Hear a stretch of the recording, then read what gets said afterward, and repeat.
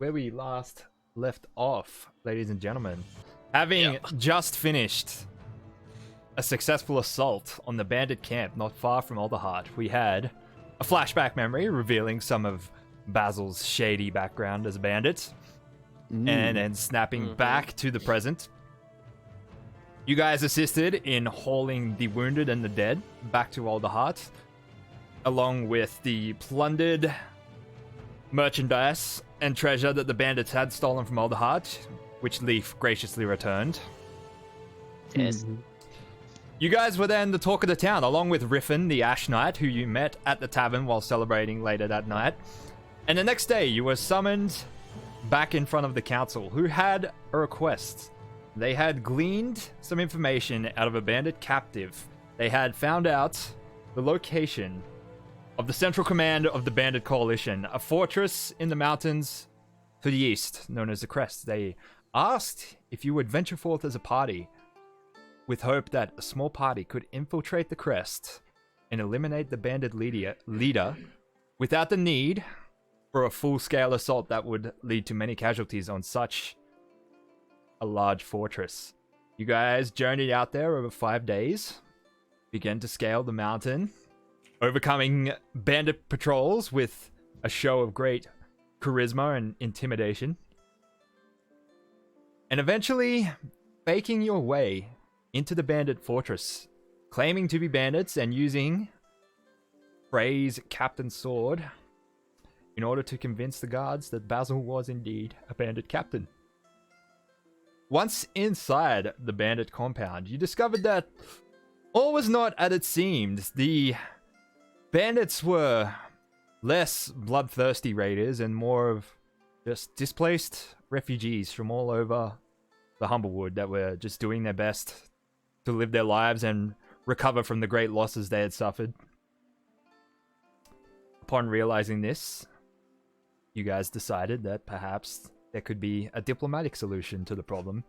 You managed an audience with the general of the bandit coalition, Benna Seradin, an imposing servant who clearly cared about her people and was less of a warlord and more of a mother figure to the bandit coalition, although this made her no less intimidating. You guys successfully convinced her that perhaps she could negotiate with Alderheart and come to some solution that could benefit both the bandit coalition and the people of Alderheart. You carried this message back and presented it to the Birdfolk Council. After some protest from one of the council members who stormed out, would be Lucius, the Strig, Speaker Beta, with the concurrence of the rest of the council members, decreed that the bandit coalition would be negotiated with and a peace could be made between Alderheart and the bandits. Leaf was inducted into the Perch Guard. Yay. Yay! And presented Hooray. with a magical greatsword as thanks for the good work that the party had done in negotiating this great truce. So, since then, there has been 3, even 4 weeks of downtime. And I thought instead of just doing a simple recap like I would usually do, we will catch up with what our heroes have gotten up to in this downtime by way of some gossiping nobles at a dinner party.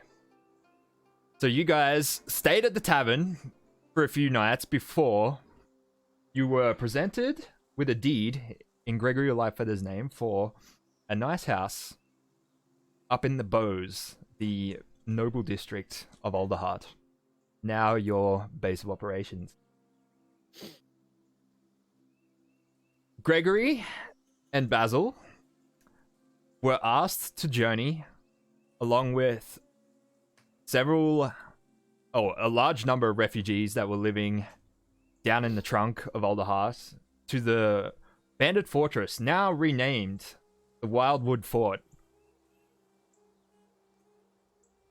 You were sent in order to facilitate this negotiation between the bandit coalition and Alderheart, and you left a few days later, soon after you were presented with your deed. That same day, Kashmir was approached whilst going about his business in the canopy market by a very flamboyant birdfolk. He seemed to be foreign. He introduced himself as Odysseus Twinkletail and claimed you had met several weeks before during a drunken night at the tavern, the Wooden Flagon. Then you recalled the name Odysseus Twinkletail from that note that was left in your pocket. He hurriedly ran up to you after recognizing you in the market square. Oh, Kashmir! Oh, Kashmir, I've been looking all over town for you. Are you ready? The dinner party is in 3 days. Are you ready? I need you to cater. You promised you would cater. What is it? Wait. Was that when me and my rabbit friend had a few drinks? Was that night? Oh, well, you did slightly smell of the Wooden Flagon's ale, yes, but you seemed you seemed quite capable of making mature decisions, and you claimed that you were the best chef in all the heart, and that you would be happy to cater my dinner party for a nominal fee. A fee? I asked for a fee, did I? You did? Yes. I mean, of course I did. Yes. When was this dinner party? You said 3 days away? Yes, 3 nights from now. And it's going to have some of the most elegant birdfolk in all the city. So cut to the drunken night before. As I asked for a fee, did I? It's Leaf hanging over Kashmir going, he's not doing anything unless he gets properly compensated, like poking him in the chest. It's yes, like yes. that. And you say for lots of noble birdfolk. Yes, so the most elegant birdfolk in all the city. Oh, I think this does sound a little bit exciting, because normally I just cook in my tavern and it's just for, well, drunkards and people who don't care very much for the exotics of food. Yes, well, I'm sure my guests will savor the flavor, as they say. It would be a good opportunity to stretch my quills, as it were. Yes, of course. Okay, I accept the offer I already accepted. All right, then. Well, I will need some funds for some food and stuff. Oh, of course. Well, I'll sort you out. I'll give you a little notary to present to my friends in the canopy market. Oh, did I say 3 days? I meant 13 days. Sorry, 13 days. Oh. Well, that gives me a bit more time to think about what it is I want to prepare. I didn't say what I was going to cook, did I? Oh, well, you did make a claim about the greatest hors d'oeuvres to ever garnish the branches of Older Heart. Well, I suppose I can't disappoint now, can I? No, I should hope not. Well, thank you, Odysseus. I will get cracking on that right away. And one more thing. I yes. have an invitation here for I hear that you're good friends with Sir Gregory Lightfeather. He's a sir now. Was he always a sir? I suppose. Yes, anyway, yes, I am. I see him from time to time. Yes, we've been traveling together. Oh yes, you could possibly present him with this invitation. We'd love to have his presence at the dinner party. Does this invitation have a +1? Perhaps I know of another one of the Perch Guard who would love to attend. Oh really? You don't say. Maybe two of the other. Is he a veteran like Sir Gregory? Well, a soon-to-be veteran, yes. No, and has he anything to do with Sir Gregory's campaign for councilman? I don't know anything about that. I'm going to say yes. Oh, really then? Well, sure, why not? We'll increase it to, just so you know, to, I guess it's a nice round number now. 13 days to go, and 13 guests, including myself. Perfect. All right, thank you, Odysseus. I will talk to you soon about the arrangements. Of course, and you can call me Oddie. Oh, thank you, Oddie.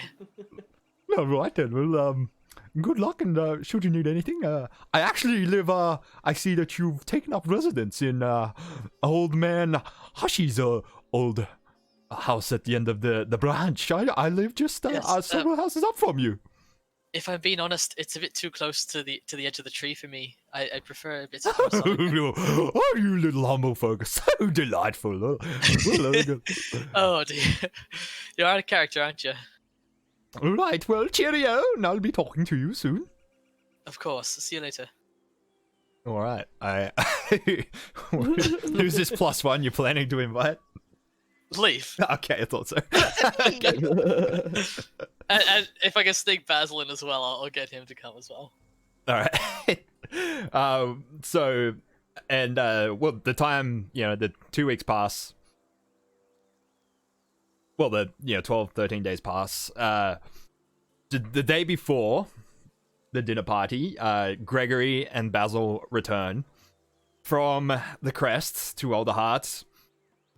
After meeting with Benna, it has been decided that, and with the blessing of Older Heart Council and the Perch Guard, a new army will be formed to be known as the Wildwood Brigade. It will consist mostly of recruits from the Bandit Coalition and people displaced by the fires that will require jobs and a place to live, and the base of operations will be the Wildwood Fortress, the Bandit Coalition's rechristened headquarters. The Wildwood Brigade will act as a relief force for people displaced by the fires, and refugees will be directed to the fortress in the crest, along with an armed escort of Wildwood Brigade soldiers.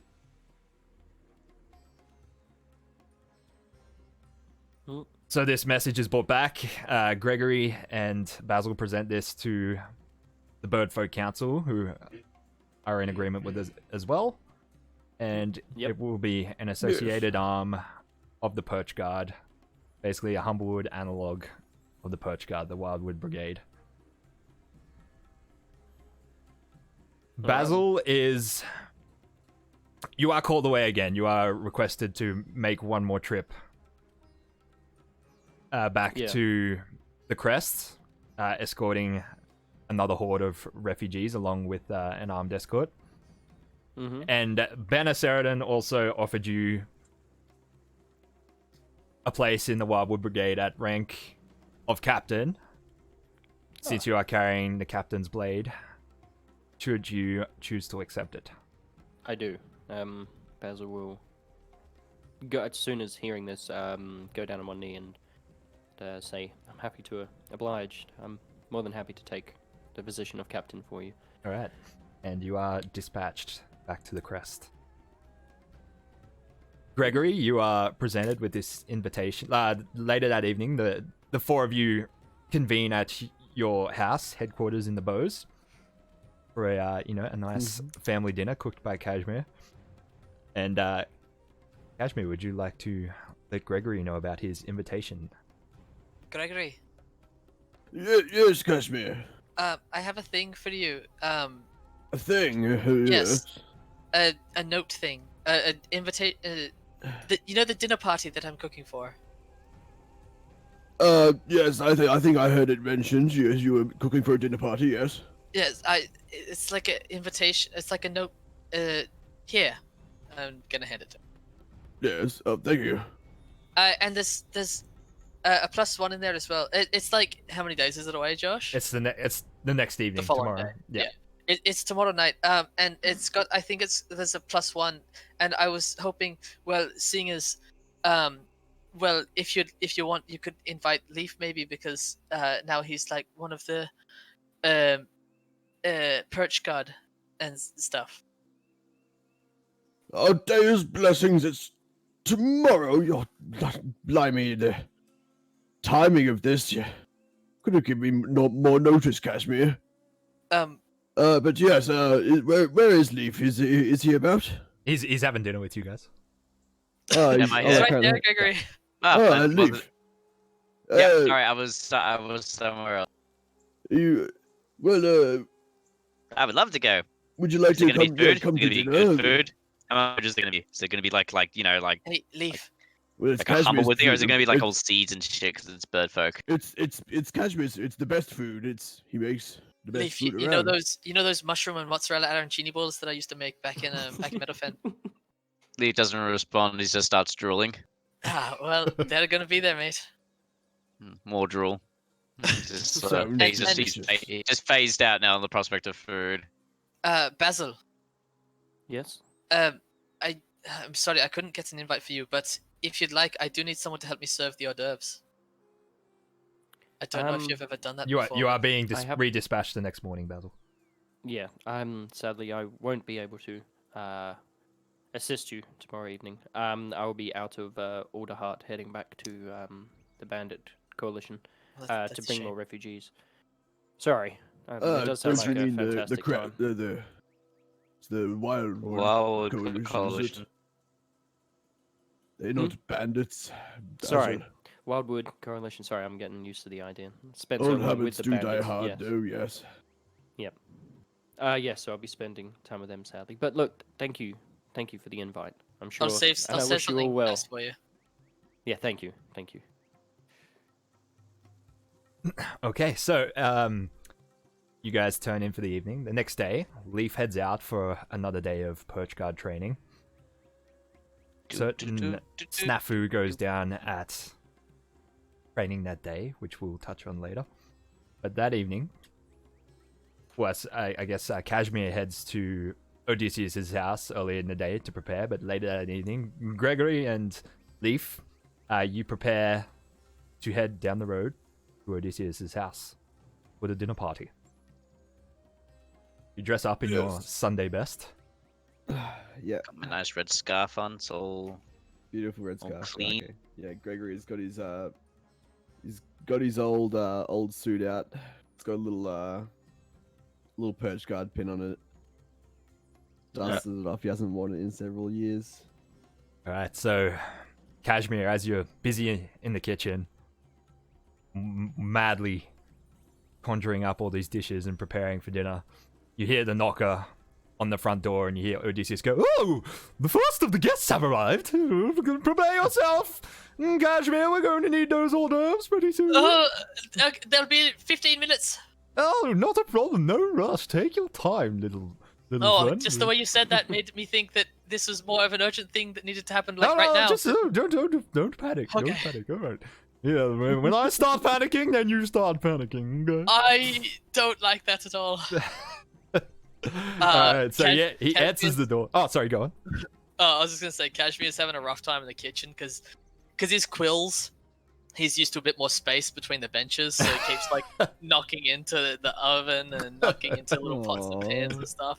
It's just a little bit too tight for him in this little bird folk house. Alright, so Odysseus answers the door to find Gregory and Leaf standing there. He's like, "Oh, Mr. Lightfellow!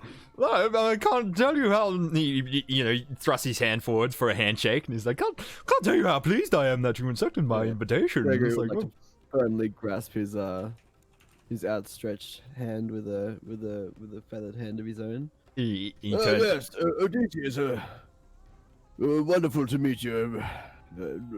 Kashmir told me about the dinner party. It sounds extravagant.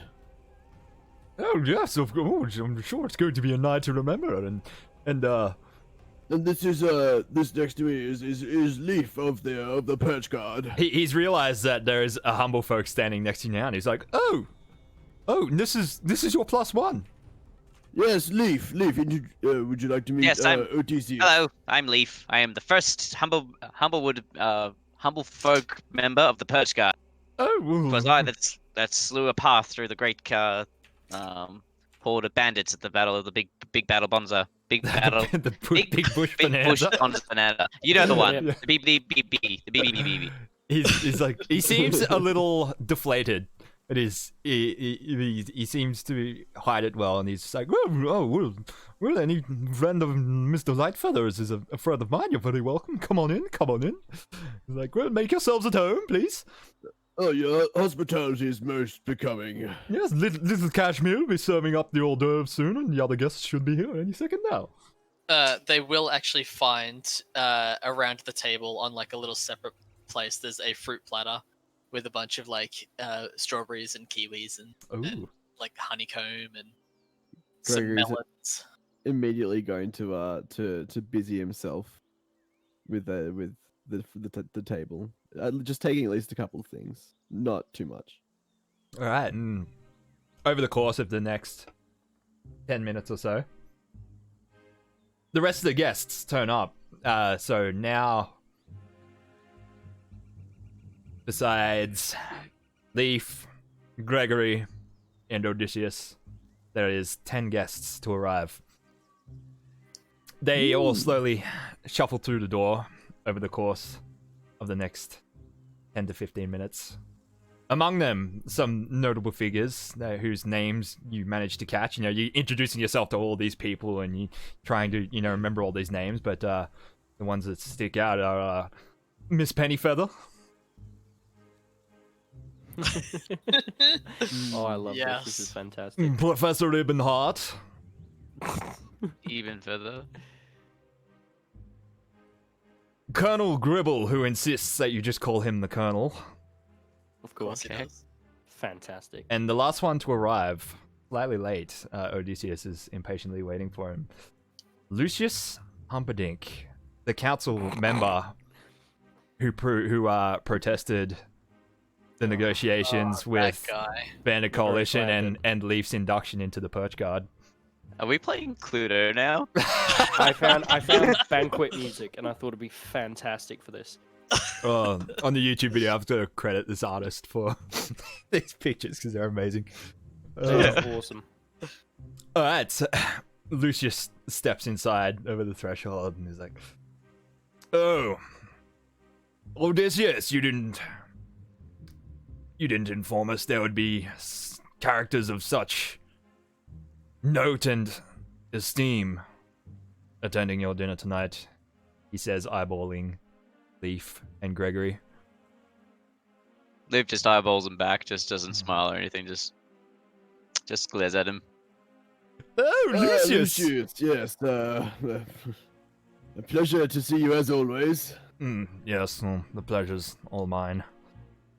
He sort of walks past you and begins mingling with some other guests. So, I didn't flesh out all 10 of these NPCs because that would have taken me all day.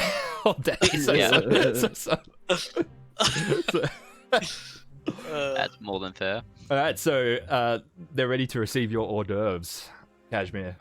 Do I have someone taking stuff out for me? No, it's all you. You're... Oh shit! How am I gonna cook everything and serve these hors d'oeuvres it's both. at the same time? Yeah. You realize what you've put your hand up for. Okay, well I've got 3 hors d'oeuvres that I'm serving. I have deep fried onion rings, red and yellow onions, and they're infused with they've got a saffron and mustard aioli dipping sauce on the side. Ooh. I've I'm got hungry now. a mushroom and mozzarella arancini balls that are fried in a special meadowfen crumb. It's special because it's bread that was baked with saffron in it and then crumbed. Of course. And it's turned into crumb. Yep. And the last hors d'oeuvre is little cherry tomato jackets, so like a potato jacket but out of little cherry tomatoes, so the inside is like scooped out and roasted and then put back into the fresh tomato. Ooh. And then Beautiful. that's got a mashed grilled onion and garlic dipping sauce to go with it. Nice. Very nice. So I will... So as I'm you... going to just take them out to the table and then get back in the kitchen. Yeah, so as you're frantically running these hors d'oeuvres out and placing them on the table and running back in, and Lucius spots you running past and he's like, "Oh, another one of the older heart defenders." As I take the cherry tomato jackets out, I have 2 little sachets of this onion and garlic dipping sauce. I'm going to try and sleight of hand spill one of them on Lucius. Right, roll sleight of hand check. Sleight of hand. The 12. Ooh.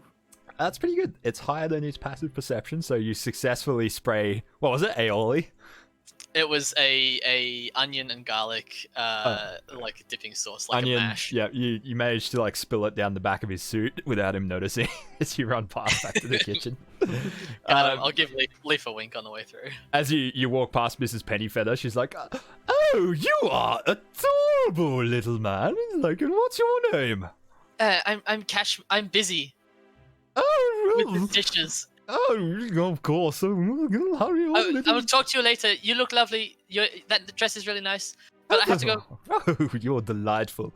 Oh, Odysseus, your little kitchen help is a delightful little fellow. Oh, my quills are gonna bristle at that. Bro. The guests begin taking a seat, and so Odysseus beckons Leaf and Gregory over. He's like, "Oh, well, Gregory and Leaf, was it? Why don't you sit at the head of the table around me? And the Defenders of Alderheart, a very special place at the table for you." Most yeah, gracious. sure. Yes. Oh, very good, course. very good. I'm gonna take get all cozy in my seat. All right, so the guests all take their seats, and conversation begins as everyone hooks into these hors d'oeuvres.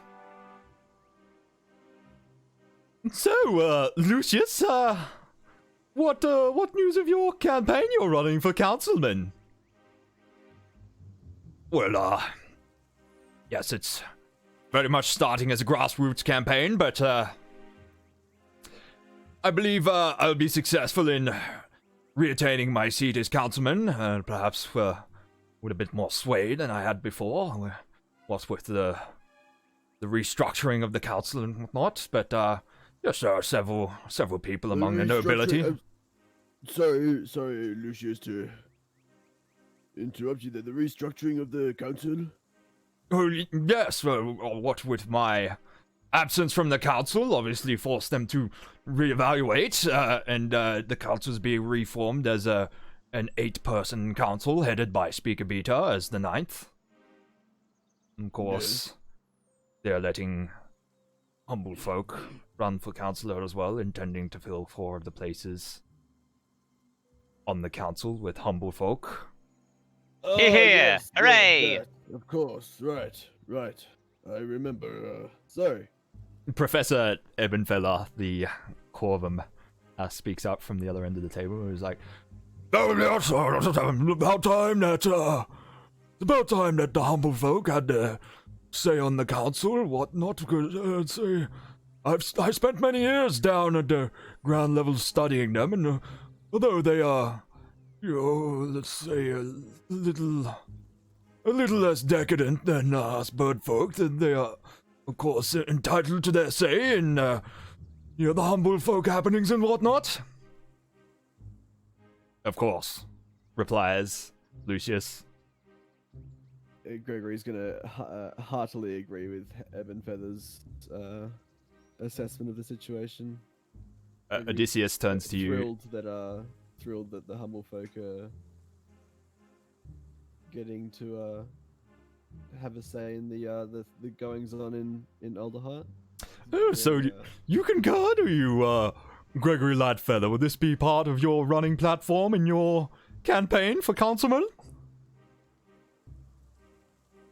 Of course it would. Yes. The humble folk have always been part of Alderheart, and well, it only makes sense that they get a say in what happens. So, of course, I'll be taking that position with my campaign. The Colonel speaks up from the other end of the table. "Well, as long as these little furries continue to provide Alderheart with the food that we need from the farms, I don't see a problem with letting them. Don't think they got a little bit of sway here and there." Gotta eat, right? Haha, more booze. Well, yeah, I like this one. He's feisty. I don't know what that means, but sure, why not? Basil, they're ready. Cashy, sorry. more booze, please, por favor. Cashmere, they're ready for your starter.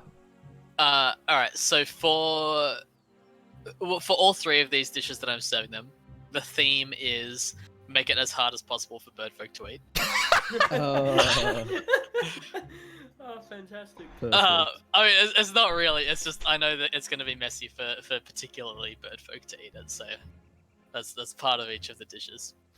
So the first one I bring out, I'm putting on the table, and I'll say, this one's lock and key roasted carrots and cauliflower, and coated with a saffron-infused dukkha crust. And it's called lock and key because the carrot is pushed into the cauliflower, as you can see. So it's like a lock and a key. It's quite nice. Please just try it. Oh, Hooray! delightful. Hello, talk in, everybody. I say, this is this is rather delightful, wouldn't you say, Mrs. Pennyfeather? Oh yes, this is it's quite hard to eat. It's So she's struggling with her. She's like, but yes, it's delightful. Yes, I like it very much. You see, her plate is still like full. She hasn't been able to get any of it into her mouth. Yeah, I wanted to make it like a real crusty dukkha, so it's like as soon as they try and get it in their little beaks, it just spills over their nice clothing. Professor Ebonfeather, like, yes, the humble folk tend to be a little less refined than us.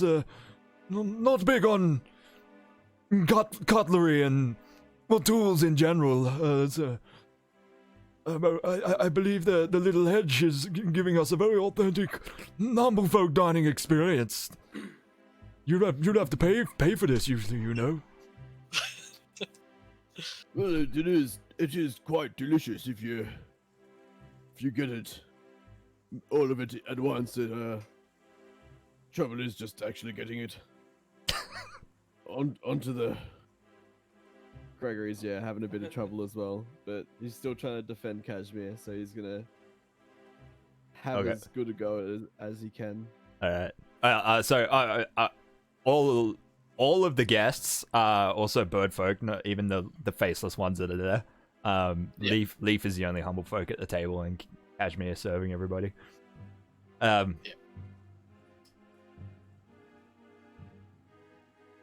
Oh, what do we got? Leaf just happily eats. Like, there's nothing wrong. This is the best food Cashy's ever made. It's just like, nom, nom, nom, nom, nom, nom, nom, nom, nom, nom, nom, nom, nom, nom, nom. And you know that Kashmir bought out 2 servings of everything for Leaf. Yeah, exactly. This is great Cashy. Anyway, as I was saying, nom, nom, nom, nom, nom, nom, nom, So nom, Mrs. nom, nom. Mrs. Pennyfeather speaks up. She's like, "Oh, the vendors of all the heart, Mr. Lightfeather. Like, how? Yes, Pennyfeather. How does it feel to be the talk of the town?" You see, she's been eyeballing you strangely closely for the entire time you've been sitting down. She's sitting across the table from you. Well, it's all in a day's work, really. All we really wanted to do was, when we set out from Medefen, was get some patrols so that we can defend our small little town. But it's evolved to much more than that. Lucky happenstance, most of it, really. Oh, of course. Well, always good to see a bird of our age still able to pull his own weight. What do we say? Gives you a little wink. Oh, you flatter me, Mr. Pennyfeather. You flatter me. She like fans herself like furiously with the fan she has. Yeah, Gregory's gonna kind of like just change conversation from Mrs. Pennyfeather to one of the nameless. The Colonel rocks back yeah. on his chair, lights up a pipe, like, "Hey, defenders of all the heart. Can't tell me that the Perch Guard didn't have as much to do with it as you did. Take a little bit of credit as credit is due, wouldn't you say, Lightfeather, from one veteran to another? Absolutely. It's not just an army of one."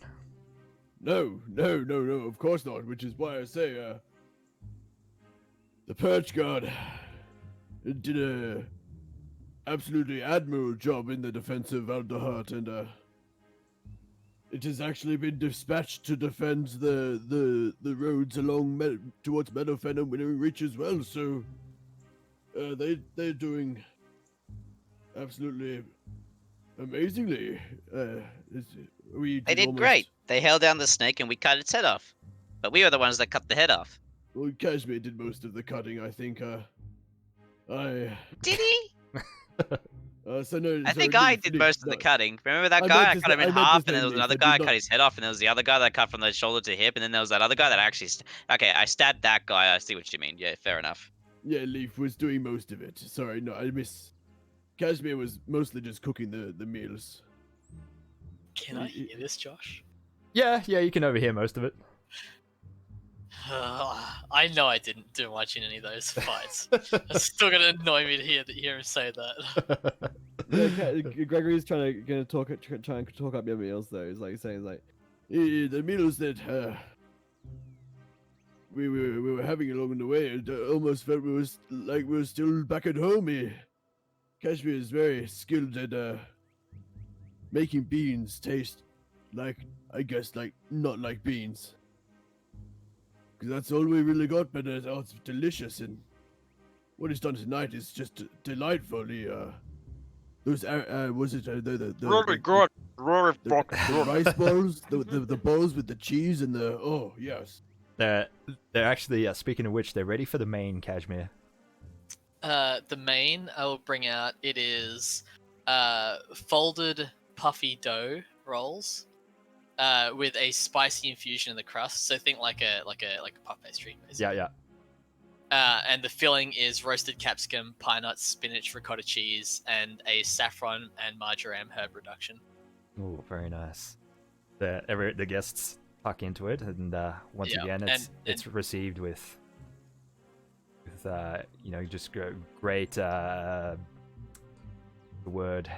Everybody loves it. Everybody loves it. They start tucking into it, although they are having a hard time once again eating it.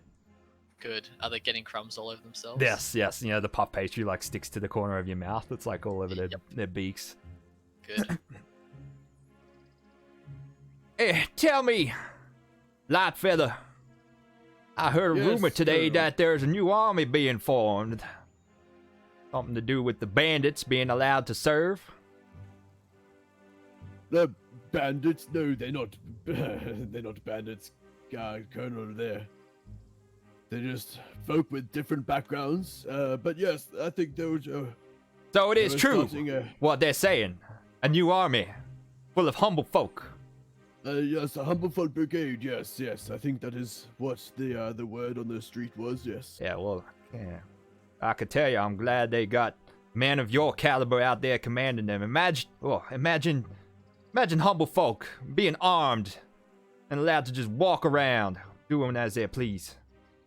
I know, it'd be like bird folk just armed and walking around doing as they pleased. Yeah, that's right. He puffs deep on his pipe. Oh, I tell you, back in my day, this would not have been allowed in the Perch Guard.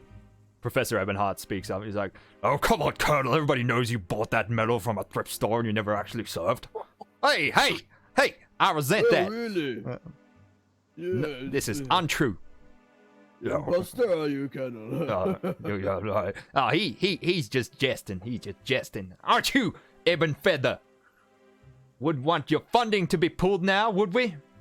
Yes, I'm jesting. Yes, I was jesting. Yes. Gregory, I would like to do a history check to see if I know when the Colonel had served. Well, he's roughly your age, and you don't recall him at all from your time in the Poach Guard. Actually, roll Colonel. we'll say an intelligence check. Okay, just a straight int. Straight int, yeah. Actually, history. Make it history if you have that. Is that a thing? Oh, okay, I'll roll history. Yeah, just roll history. Yeah. Oh, got him. Got him. No, yeah, you don't recall him at all. You don't recall him at all. Colonel Gribbles, where were you stationed station. Where did you serve when you served in the Perch Guard? Who, me? Well, I was, here and there, all over the place. I was, man of my skill you set fight- was in high demand. Did you fight up at the Scotch Grove and in the previous expeditions? So, seeing as that was before my lifetime, I'd have to say no. Oh, was that ages ago? Was it? The Calamity was a century ago, yeah. Oh, okay. Are Right, there any no, major I events I that remember the Gregory would colonel. remember? I know the colonel. Yeah, see? No, Leaf. no, the other raptors in the Persco were talking about it. Aren't you the guy that you bought your medals and you have like there's like that painting got someone to paint you into the battle of one of the things. Yeah, you're that guy, right? Of course, yes. I led the bird folk to victory at the Battle of the Western Crag. Press Professor Ebenhart like clears his throat loudly. He's like, he was a notary. He was a notary. Odysseus quickly tries to change the subject. He's like, oh, well, how about this man here, everybody? Quite a talented chef we've got back there, yes? Mrs. Pennyfeather says, oh, he's so cute, your little helper. Has she eaten any? She has, yeah. Okay, good. Is it so think so he's kind told for him to have you volunteered to serve the most elegant bird folk in all the city? I think he's the chef, Pennyfeather. I don't think chefs volunteer usually there. Oh, you're paying him. Oh, how charitable of you, Odysseus. This fucking Of bitch. course. Lucius pipes up. He's like, speaking of all things Perch Guard, he's been eyeballing Leaf for like the last 5 minutes, and he's like, I heard a little rumor, Mr. Leaf, that you were promoted earlier today. Congratulations. Thank you. I am now a sergeant. Actually, The it's sergeant, are you, Leaf? Captain. The sergeant in the Perch Guard. In the Purge Guard. Well, in the Wildwood Guard. I was a colonel. I was a corporal in the Purge Guard. But now that the Wildwood Brigade's begun, they need officers, and I'm just the fit they need for their sergeant, apparently. Oh, so you were reassigned to the... What, do they have an office in the, in Alderheart, or...? I do not know. I've just been told that that it was it called. They needed soldiers. I was a good fit for that. I was a better fit than the outfit they had in. The other birds didn't really like my fighting style. A lot of it's gliding, which I can't do, but I can jump very high. So it was just I have a different style of fighting that didn't work with that unit. So they're promoting me to another better unit. Well, Yes, it's more I suited to heard. my Ah, style. congratulations. I heard you were so talented, they just couldn't handle you. They just had to promote you right then and there today. And, of course, my friend in the blast did consult me, and I said, oh, Leaf, yes. Yes, he's a very talented fighter, and definitely worthy of this promotion. Going leaves. What's it called? Like inside check or whatever. Sure.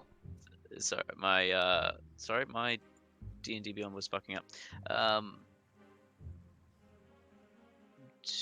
Oh, there it is. Insight. Huh. He seems to be genuine.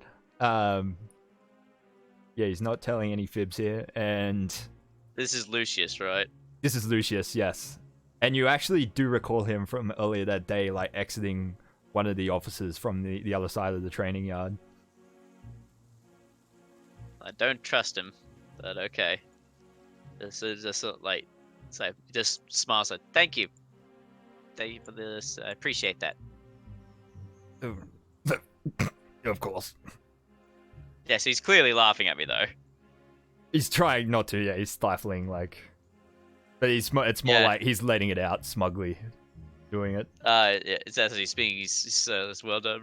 It's just like there, and it just yeah. All right, nothing to say. Just like just glowers, just smiles vaguely. From Odysseus, he's like, oh, so I heard that trouble challenging times with these fires. I'm glad that the Wildwood Brigade has been set up, and we have someone on the front line holding back these calamities that clearly the Scorched Grove is getting bigger, and I'm glad the Wildwood Brigade is out there. Oh, of course, yeah. Yes, we all need to be doing our bit to be fighting the blight that is the Scorched Grove. So if the humble folk can do their portion, and we bird folk can do our portion in the Perch Guard, then Of course, I'm glad the humble folk are down there, and that they, hopefully they can stop these fires from ever reaching our perches.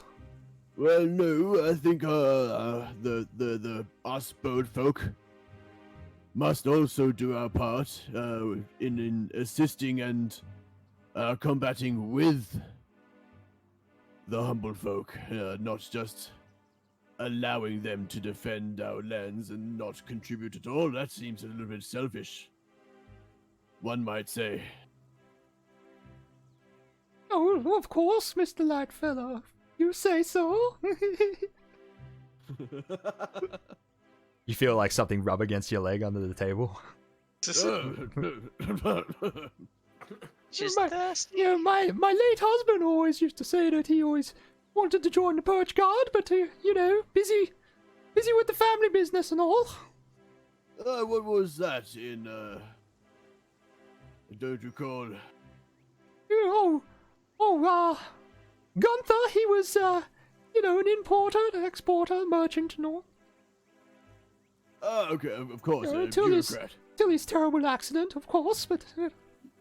Oh, well, I'm so sorry, what happened? Professor Eben Feather, coughs again. He's like, murder! No, she killed him. Okay. Oh, that guy's a fucking hero. There's a chuckle from the Colonel who hears him cough that. He's like, damn shame. I heard there was quite a bit of alcohol in his blood when he fell from the branches. Don't be ridiculous. My husband was sober. He fell. Was it? Yeah, Yes. What, from Yes, he fell. It was an unfortunate fall from just outside our residence up the road from here, and I prefer not to discuss it. This is not dinner party conversation. Dave's blessings upon his soul. I'm sorry to. Oh, of course. So sad. Well, look on the bright side, Pennyfeather, Professor Ebenhart says. Now you can live lavishly on your husband's fortune for the rest of your life and never have to work again. The Colonel laughs again. He's like, they're ready for dessert, Kashmir. Yeah. I'm gonna bring out a plate of what look like donuts. Ooh. And present them as these are donuts glazed with honey and saffron and almonds, and they have infused rose and orange blossom water, and at the top you can see it's been sprinkled with the thorns of the golden bear cactus.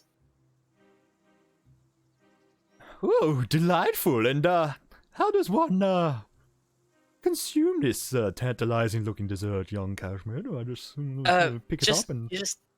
Well, this is a very traditional dessert back where for the humble folk back where I'm from, down in Meadowfen.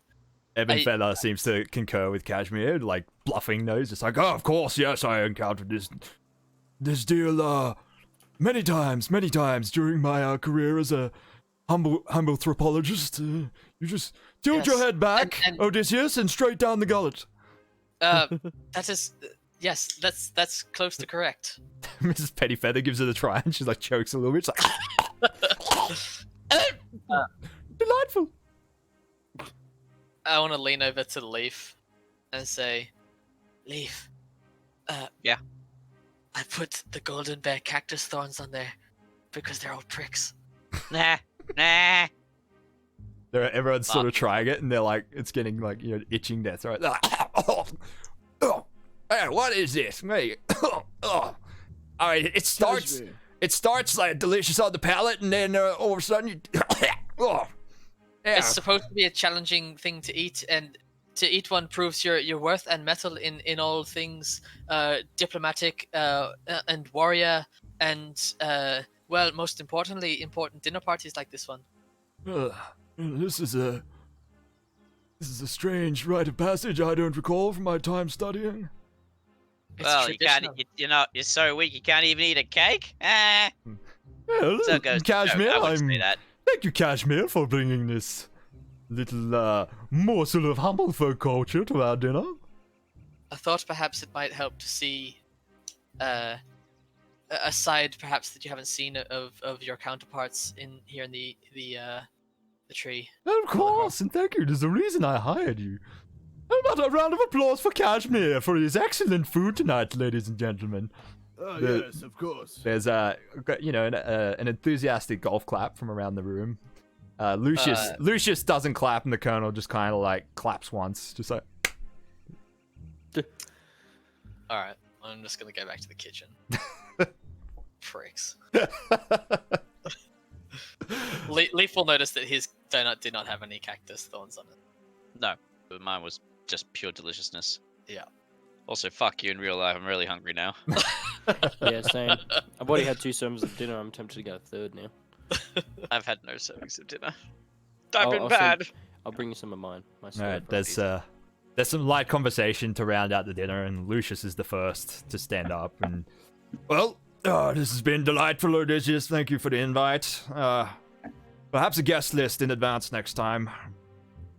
Yeah. Ooh. I bid you all good evening, and good luck to your campaign, Gregory. Oh, yes, going to need it? You too, of course, Lucius. He exits. Slowly, the guests begin to filter out. Mrs. Pennyfeather approaches Gregory one last time. She's like, well, if you ever need some company for a little morning or afternoon tea, I live just off the road, Gregory. Damn it, get a nest. Is Leaf right there? Did he actually say that? Good. Yeah, I'm just like, Jesus. All right, keep eating. Yes, I will. If I'm in the area, Pennyfeather, I will look you up. Gregory's just gonna shuffle away. She leaves. The colonel like stands up, puts his jacket on. He's like, well, Artie, it's been a thing. He just walks out without another word. The rest of the guests start to filter out. One last guest. What a cock. Another one. Hey. One of the ones I haven't introduced as a fleshed out NPC. Walks back into the kitchen to talk to Cashmere. Well, excuse me. Young Hedge. Are you lost? No, I just came back. I run a restaurant. One of the most decorated restaurants in Alderheart, the Gilded Goose, just on the outskirts of the Canopy Market. You may have heard of it. Yes, I actually I went there maybe 8 or 9 nights ago. Yes, well, I'd love to have you work in my kitchen if you are ever so inclined. He hands you his card and he's like, just come down to the kitchen and see me. I'll pay you well. Thank you very much, Of course. And have a good evening. and you as well. All right, so the dinner party concludes. Odysseus pays you 150 gold coins for the evening, Bye. Cashmere. Thanks. Thanks you all for coming and bids you a good evening. Yes, good evening, Odysseus. A lovely night. Thank you very much. Yes, and thank you for coming, Lightfeather. Perhaps stay in touch, won't you? Oh, of course, yes. Most enchanting, most enchanting. Good night, good night. Good night, good night. I was just gonna leave all the dishes there, but I feel like after he's paid me 150 gold, Kashmir will stay back through the night and clean it. Yeah. Okay, cool. I mean, you can like use. Don't you have prestidigitation? That you can just do the quick Yes, clean. All right, cool. So dinner party concludes. You guys head back to your home and settle in for the evening. So, yeah, another week and a half passes or so while Basil is out at the crest and returns again. Do you take the Gilded Goose's owner's job offer up at all, Kashmir? I would like to go down to the Gilded Goose as a patron and see how things run first. Okay. Yeah, it seems pretty good. He's even hired some humble folk. They're working as waiters or dishwashers. Yeah, it seems like a genuinely nice place to work. Cool. I think Kashmir would like to offer to be like a dish consultant, if that's a thing, for this restaurant. Like, come in a couple of times a week.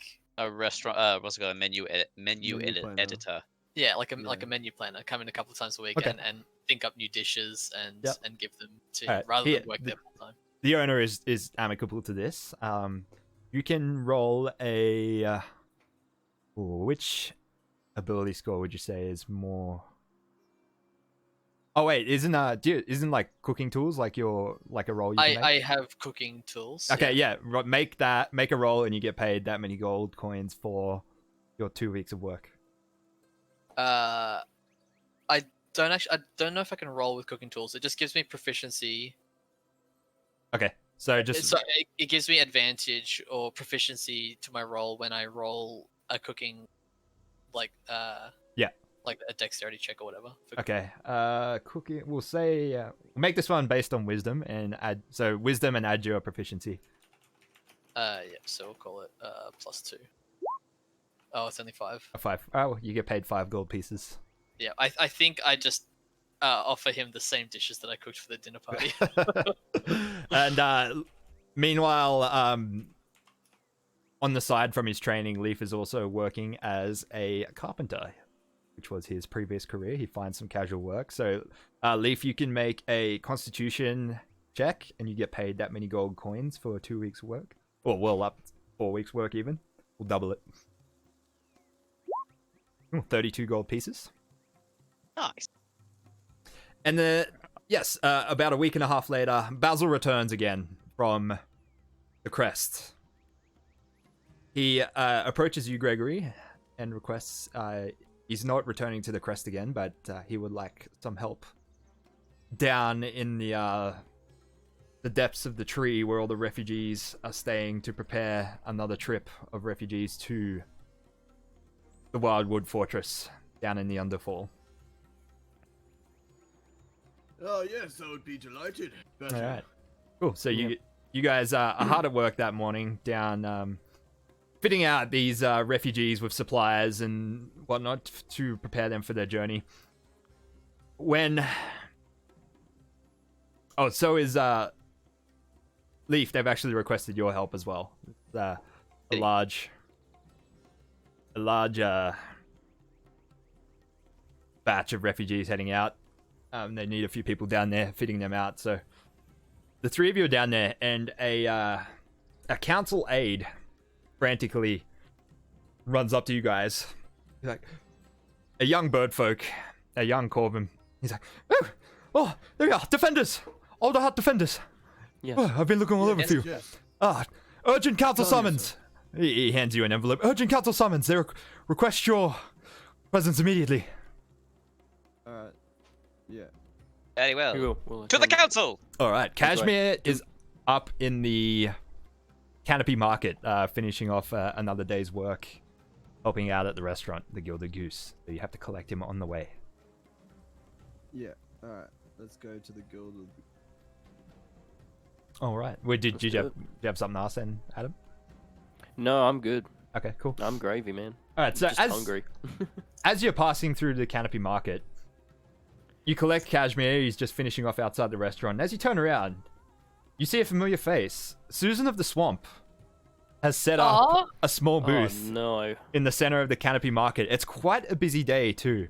People are coming around, and you see her like sitting there, just waiting for business. As you get closer, you notice that she has an assortment of oddities she's selling, and a sign set up saying that she's telling fortunes for a gold piece, alongside selling some potions and other assorted oddities. I'd like to approach her. Oh, look who it is Oh, Susan, Mr. Lightfeather. Yes, sir. how are you It's going? me, You Susan got your of the shop Swamp. set up, did you? Yeah, I just thought I'd get away from the swamp a little bit. I thought, you know, I had after all that spleen you got me, I had quite a large batch of it, and I made a lot of potions. So I thought, I'd come up here and make a little bit of coin. Maybe make some upgrades to my house, demon-proof it a little bit or something. Demon? I mean, yes, that's probably what you want your house to be if you make a habit of summoning. Oh, yeah, summoning demons, I guess. Oh no, of course, unintentional, of course. I mean, last time, like I said, I didn't mean for him to go off the deep end like that. I was supposed to. Anyway, yeah, Next I'm time, here. I'm maybe a telling little me bit of fortunes. forewarning Oh, for, yeah. Yes, you're offering fortune telling, are you? Now? Yeah, using putting me visions to good use, letting people know about you know, their chakras and their astrology, and you know, well, no, most of it's bullshit, but you know, they love it. They love it. Oh, of course. Could you possibly take my fortune, maybe? Oh, of course. That'll be 1 gold piece, please, young man. Yeah, Gregory hands over 1 gold. All right then, let me see the palm of your talon. Grabs your hand and starts tracing like a few of the lines in the palm of your hand. Ooh, I see fire. Now, don't panic. No, not that kind of fire. No, not the impending doom of the entire forest that we already know about. No, I see a flame. You're about to meet someone special, or have recently met someone special. What else have we got here? Ooh, I see a feather. Oh wait, no, that's sticking out of your sleeve. Sorry, that's no, never mind. There you go. What else do I see here? Oh, the Avatar of Death. No, No, don't panic, don't panic. It's got a scary name, but it just means new beginnings. Oh, Anyway, that's much more reassuring. Yes. this thank you. concludes your fortune. I hope you enjoyed it. Perhaps one of the other. Would anybody else like their fortune taken today? Sure, I'll take it. Oh, of course, Master Leaf here. 1 gold piece, please. There you go. All right, let's have a look here. Oh my, look at all these blisters. What have you been doing with your hands? I have been training both my mind and my body. Oh, yeah. Oh. And having fun while doing it. Oh, that's good to hear. Alright, let's have a look here. It's hard to see past all the blisters, that's all. Oh, what have we got here? I see satisfaction. I see contentment. Both short-term and long-term. Perhaps you had a good meal or something like that, or is it? But It is in the see. little things. What do we got here? A dream catcher. You finally achieved a goal, or you're soon to achieve a goal. Yes, I have achieved. I am the first humble folk into the perch guard. Ah, well, see, spot on. I got it right. This concludes your fortune. Have a nice day. Sorry, I missed that. What did he say? She says, spot on. This concludes your fortune. Okay. Well, so, well, you look quite busy. I feel like I pulled you off the road there when you were all huffing puffing on your way somewhere. Susan. Yeah. Susan. Yes, little darling. Come here. Let me give your cheeks a squeeze. Okay, I'm gonna go up to her. There you go. My favourite little grandson I never had. I noticed you have some trinkets lying about. I do. Plenty of potions are made from that spleen. What else do I got here? Yeah, sorry, go on. Anything that do you think would interest us, perhaps? Maybe. Let's see. What have I got here? Yeah, I've got a little amulet here. Actually, no, that's rubbish. That's no good. You don't want that. What do we got down here? This ring. sculpted this myself and then enchanted it. Look at it. I'll take it. Oh, okay. Yeah, no worries. So I will have a look here. I'll give you a special price because you're my favorite grandson.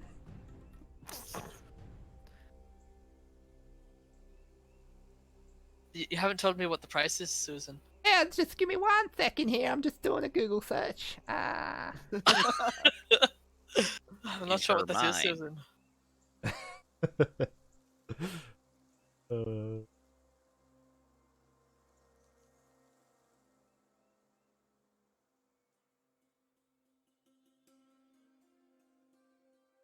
Do you guys know what she's doing? Her eyes roll back into her head for a second. She's like, this is it's quite expensive, but I'll give you this grandson discount. Instead of 3,500 gold pieces, it's 2,500. Will you do it for 400? I'm sorry, 400,000. I'm sorry, little Cashy, but this was quite an expensive enchantment. It took a lot out of old Susan.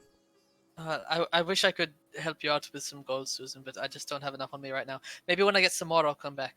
Okay, well, I'll be right here. I'll probably be here for a few weeks or so. Okay, that's Alright. good. Well, we have to go, Yes, Susan. I But think please, business, Susan. Yes. please don't summon any more demons. Oh, no, not here. No, I'll be very careful. No rituals here in the city. Okay, that's good. The perch guard already told me off on the way in. Confiscated some of me reagents. Well, hopefully you get those back. Anyway, have fun. I'll see you soon. Goodbye, Susan. Goodbye, little grandson. All right.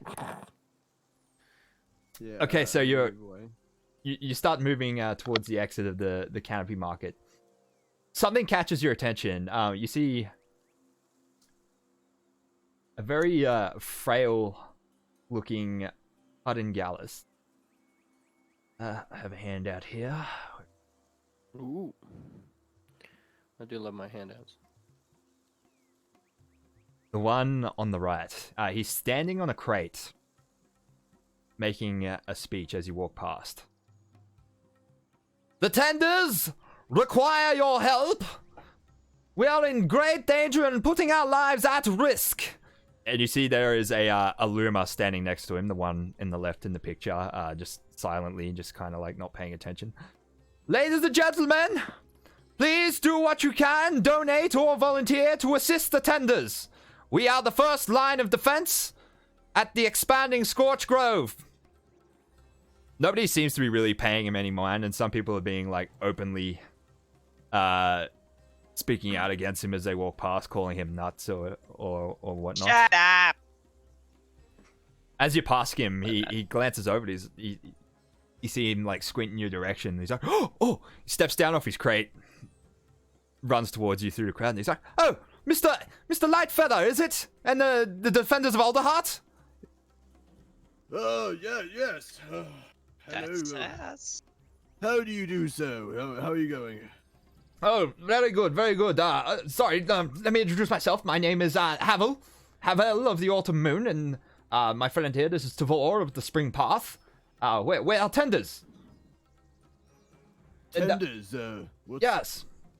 what's So a tender? so you guys know what the tenders are. Tender meat. They are a sect of druids that sort of safeguard the Humblewood, most of the forest, and they have different roles. Mostly they, over the last decades, they have been slowly regrowing the forest around the Scorched Grove before the resurgence in the last few months.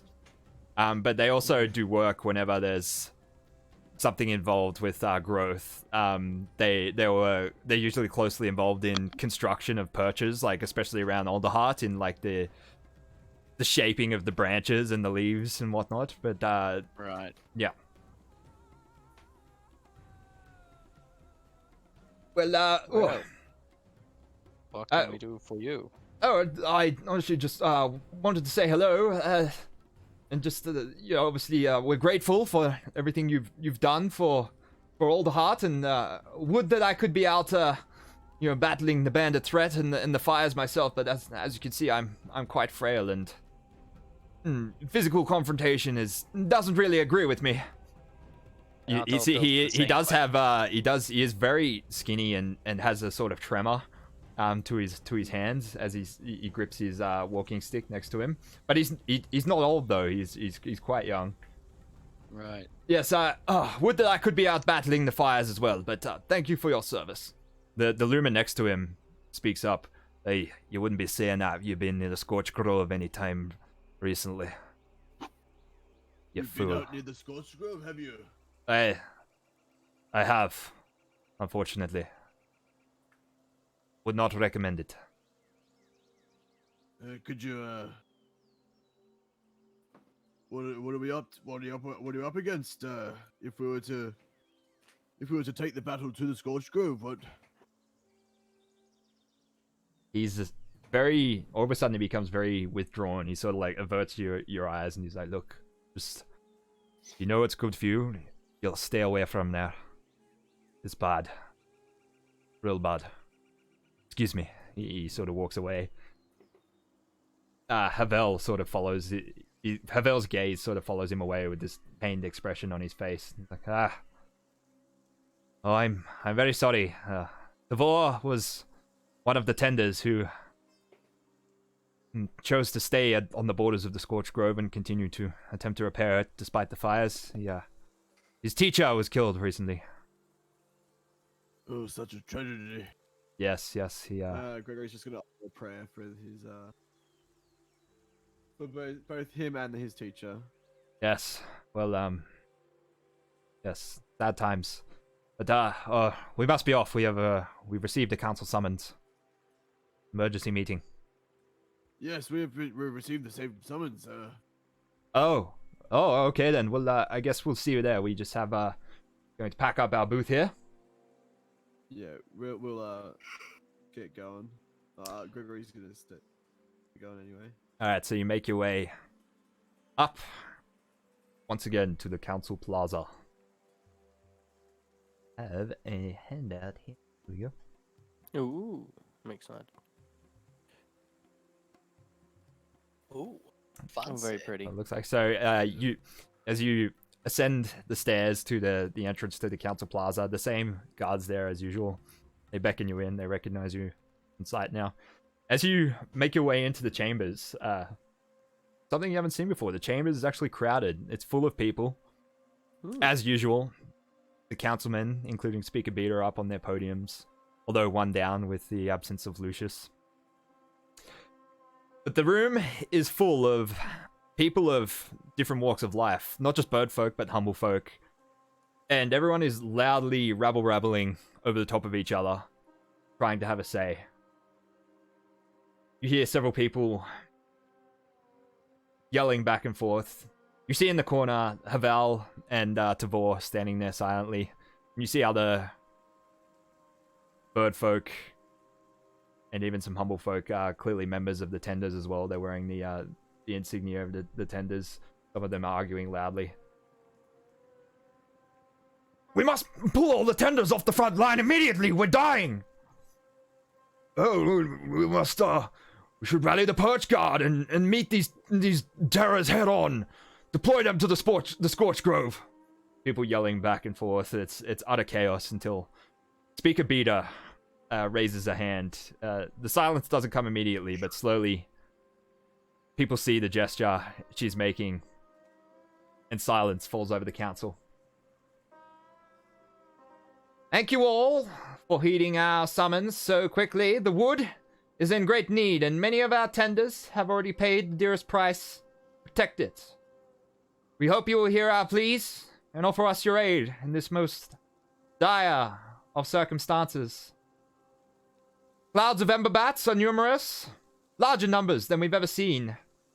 Strange fire creatures are venturing further than ever from the center of the Scorch Grove and even into the Humblewood itself, spreading the flames.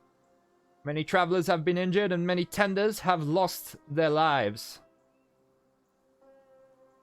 There have been reports of some huge unknown creature stalking the ash plains of the outskirts of the grove, plucking off the tenders one by one. Something must be done, which is why the council has called upon the help of the defenders of Alderheart. She gestures to you four. Gregory's just gonna give it like a little nod / wave of Yes. acknowledgement. Thank you for coming, Lightfeather. Tender Tavor, Yes. would you like to take the floor, please? The Tavor, the Luma that you met earlier, sheepishly approaches the front podium, then turns around to face everyone. There is a creature huge in size. I didn't get a good look at it, but I saw it pulled my teacher. Pulled him below the ground. Threw him into the air. It killed him, for sure. Someone yells out, "Why didn't you get a better look at it?" I ran. I was terrified for my life. Yeah. I don't know what else to tell you. I'm a coward and a craven, and I left my teacher for dead. No, you did an outstanding job, friend. Against insurmountable odds, you brought us knowledge of this creature. Yes, Lightfeather is correct, young Tavor. Had you not made the decision to flee, you surely would have perished as well, and all the heart would be left unprepared for whatever this is. Gregory, Lightfeather, and company, defenders of Alderheart. Yes, Speaker. We must once again call on you and your prowess in battle. Would you, of course with a guide, venture to the borders of the Scorched Grove and perhaps get some reconnaissance on this beast, so that we may know what we're up against? What say you? Aye. Yes, of course. Okie dokie. And Kashmir? Yes. Yes, I suppose. Tavor of the Spring Path, will you guide them? Tavor sort of like breathes deeply, staring at the floor. I will. Very well then. The Perch Guard will be mobilized in preparation, and we await your report, Lightfeather. Good luck. And of course, you will be provided with whatever supplies you need for the journey. Thank you, Speaker. We will do our best. Alright, so there's a few more talking points are borne up, and eventually the meeting is called to an end. You guys exit with Tavor and Havel. I'm ready to depart when you are. We can either head west along the roads and then north, just past Meadowfen. We'll get there in about 4 days, but it's the safest path, or we can head straight northwest and through the forest, but it'll only take us 2 days that way, but who knows what we'll come up against. It's up to you. What do you think? Is Basil here? Basil is I'm here. here. Yeah, Basil, what do you think? What were the two options again? So you could take 4 days to get there by going west along the road, back to Meadowfen, past it, and then north. Or you can cut straight northwest, straight to the grove through the forest. It'll take 2 days. Well, now that the forests are safe, and we don't have to worry about being attacked by other humble folk and such, maybe it would be safest to just go northeast.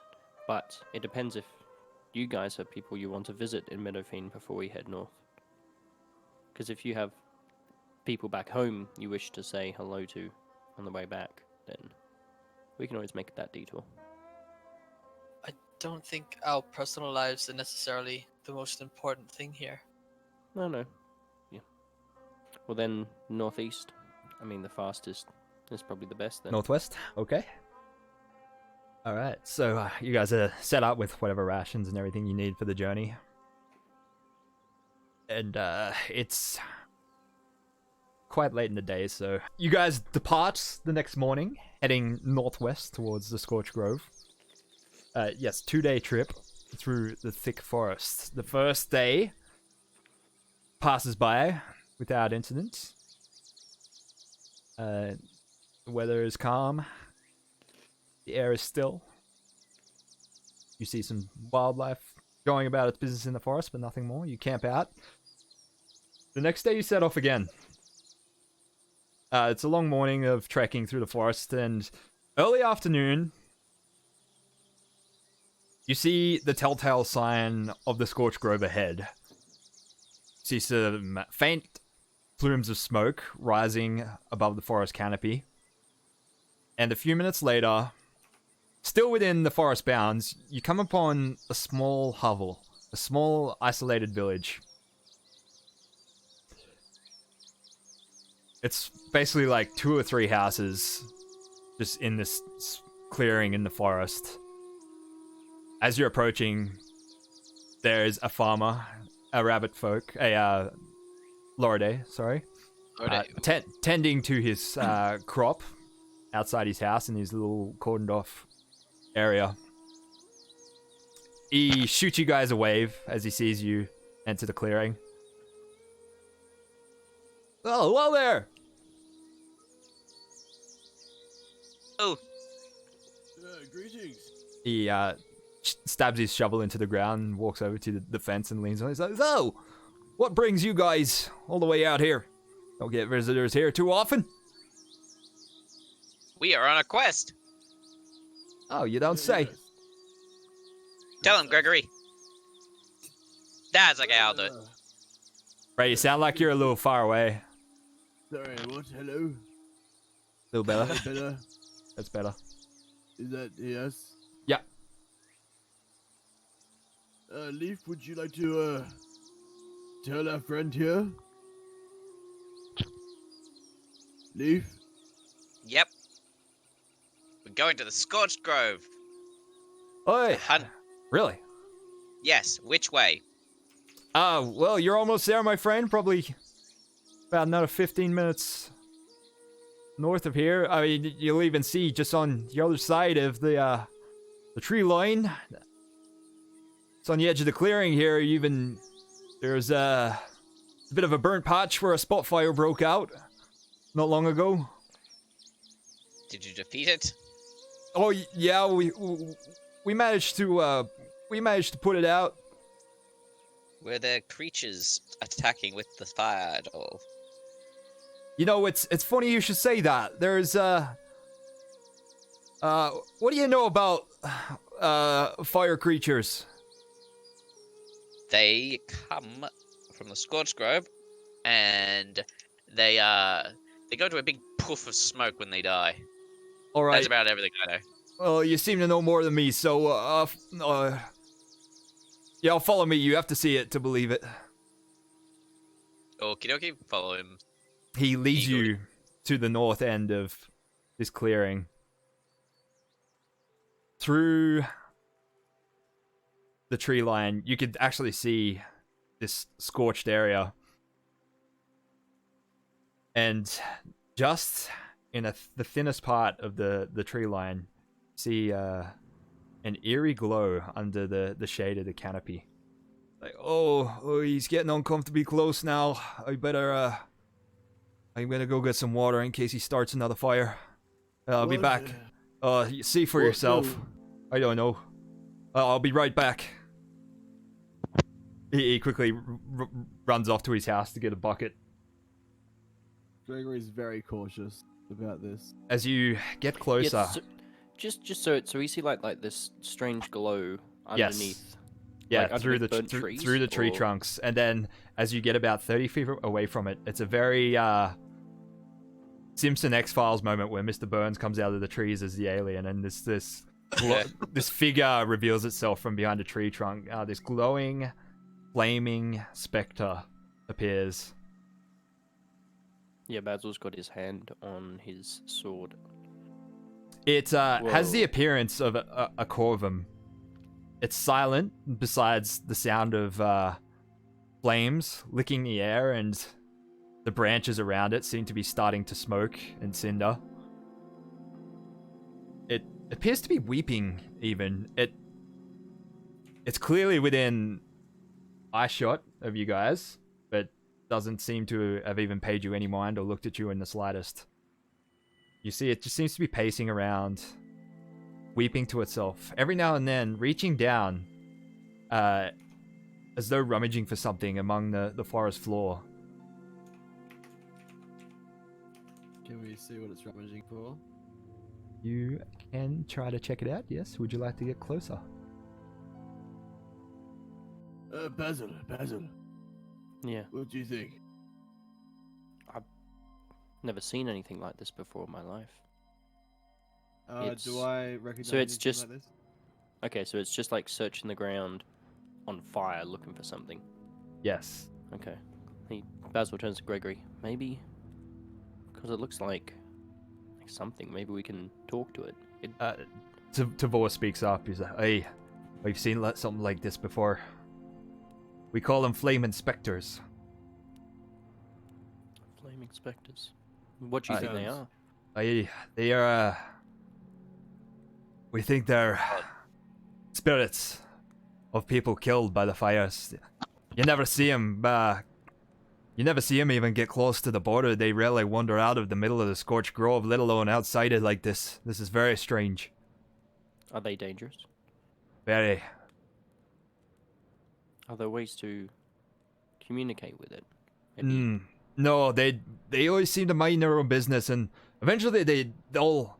It's like they're trying to fulfill some purpose, and once they've done it, they'll disappear.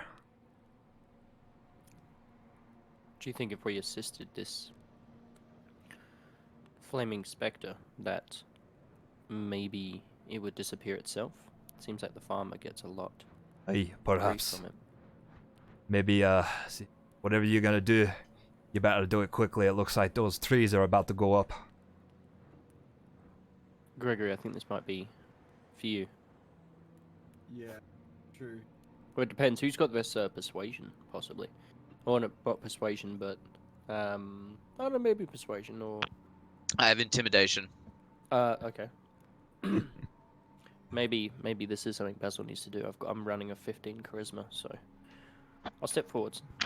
All right. I'll step forwards, and I'll say, hello there, It's Corvin. pays you absolutely no mind and continues what it's doing. But as you've gotten closer, you can see what it's doing. It bends over, rummages on the ground, picks up this certain type of purple flower, which then instantly burns to a cinder in its hands. It will then weep and then try it again, over and Do over. I see? Can I search for more of these purple flowers around me? Yes, you see several of them in the general vicinity around it. Can I pick up like 3 or 4 of them easily? Will require you to move closer. Okay, more than happy. Yes. Right. I'll move here. It drew me to get closer. Closer. I'm turning glances towards Gregory. Like, At this point, we're scared. you can feel the heat of this specter on your face. It's even at the point where it's starting to hurt. All right, I'll bend down and pick up some of these flowers and maybe hand a couple to Gregory and speak out. And I say, Corvin, are these what you're searching for? There's no response. It just continues to do it itself. Gregory, Maybe right? it's trying to pick up the flowers in the cart. And there's no way. Do you still have your potion of resistance? Yes, I do. Do you think we could maybe pour some of that on the flower with fire resistant on it and pass it to this creature? I think we need to ask it for it to tone down the flames if we can. I have a feeling it is flames. And if this might be a peaceful way for us to stop it.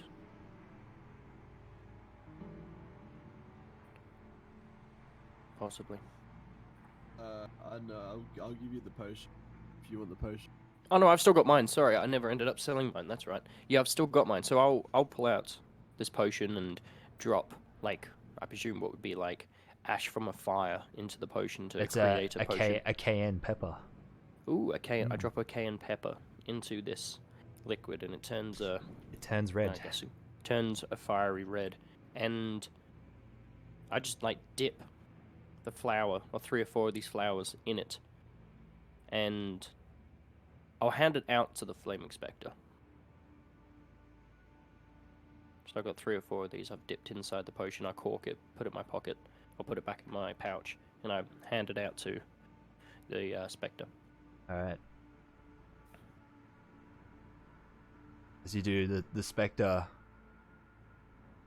continues to pay you no mind. It just continues rummaging on the ground for its own. Can I place it, like, in front of it? Yeah, sure. Alright, I'll take a deep breath, step Alright. forwards in front of it, and place these flowers in front of him.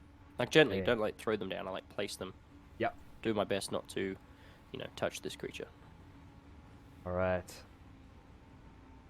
As you get within 5 feet of it,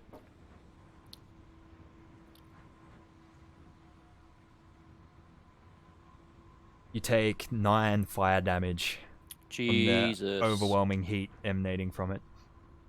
As you recoil and quickly jump back, you see that it does notice the flowers as it continues its rummaging. It sees the ones that you laid for it. It grabbed one of them. Does it burn up? It doesn't burn up at first. Stands up. Cocks its head to the side while looking at it. Has almost a smile on its face, then turns around and begins to walk north. It makes it about 10 feet away through the trees when you see the flower it was holding does finally burn up, and again it continues weeping. It turns around, comes back. You jump back again as it gets close to you. Oop, sorry. And it begins... I thought I'd jump back. Oh, that's all good. And it begins rummaging for flowers once more. Does it pick up another one of, like, the other... one of the other 3, maybe, or... Yeah, well, it continues. Every time it picks one of yours up, it lasts longer, but as it starts walking north, the potion coating gives out, and it burns to a cinder like the rest. Okay. I turn to Gregory, like... Oh, clearly, like, some of my, like, face has, like, some of my fur's been burnt, and stuff like that, and so Yeah, I I'd like don't to, think we can do much for this creature. Maybe we should just take a couple of sips back, wait for this water, which might stop it, apparently. Do we have any water? I suppose we have some water rations, but I don't particularly want to just throw water on this creature. I want to see what this farmer does and see how he reacts to this creature being here. What's the best, like, way forwards? True. Well, I'm going to cure wound. Oh, thank you. As you watch it, it picks up your final flower, doused in the potion of resistance. It walks north again, makes it a bit further this time, starts descending down a slope that leads to the scorched area. Before once again the flower burns to a cinder. It weeps and then makes its way back up. Begins rummaging once more. I Killed me go to perfectly the fine. part where it just turned around, so I looked down. Was it like you said, a path that leads down somewhere? Yeah, well, there's a clearing. Gregory. If you'll turn your attention north, you'll see the tree line gives way to the scorched area that the farmer said went up earlier. Right. It keeps trying to go down there before the flower burns. Maybe we just need to say our dues and go past this creature. I think it might be. Did it say it burnt down the field? Is that what it? Well, that's our option. If this thing continues, it will cause a fire, which means we'll have to, destroy it. But at the same time, this is a creature of sorrow. This creature needs to collect these flowers. It's in pain. Yeah. Basil will collect up like maybe 4 or 5 more flowers, not dip them in the thing, but put them in his pocket just in case we find where this creature wants to take these flowers. Okay. What kind of flowers? Can I do a nature check or pass these over to Kashmir or someone who can do a nature check to see what kind of flower it is, see if we can associate it with this? What this flower is commonly used for? Tavor knows what they are, being a tender druid. Oh, right, yeah. He just says it's it's just a common wildflower. It's called a purple lily. Oh, okay, so it's Far just as a he knows, beautiful flower in the forest. Yeah, it serves no reagent purpose or magical purpose. Just a mundane, Oh yeah, beautiful Basil flower. will grab a few of these flowers on the ground, trying to stay back from the flaming spectre because he obviously doesn't want to get burnt again. Put them in his pocket and maybe just wait till the farmer comes, or do we want to try and just walk around this creature? I think we. What was that, bro? I said I think we wait until the farmer comes back. Yeah, he returns with 2 pails of water, 1 in each hand. Like, oh no. Well, this tree line's gonna go up any minute now. This is bad. What are you trying to do? Are you talking to what are the buckets? farmer? Well, yeah, what are the buckets for? Well, if these trees catch up fire, I'm gonna have to put it out, aren't I? We lose our houses. That's fair enough. We just thought you were going to throw the water on the Corvin. Well, I ain't going anywhere near that thing. Fair enough. Fair enough. How long has this creature been around this area for? Oh, he just showed up earlier today.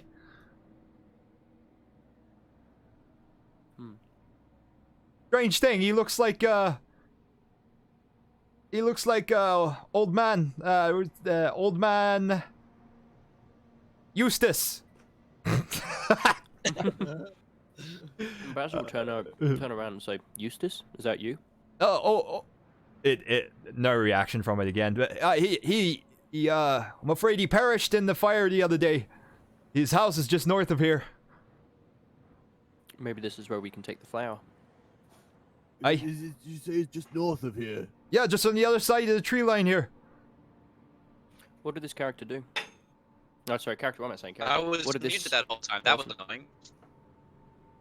It was a leaf goes to the like where the fire keeps going, trying to go back to, and just can I move my token there just to see what's on the map?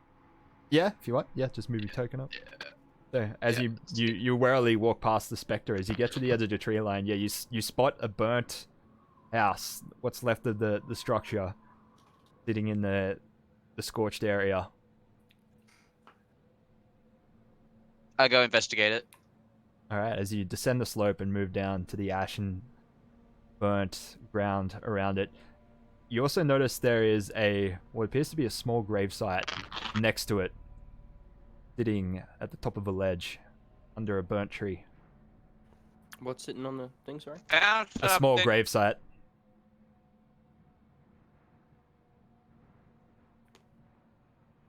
Yeah, Is there a tomb?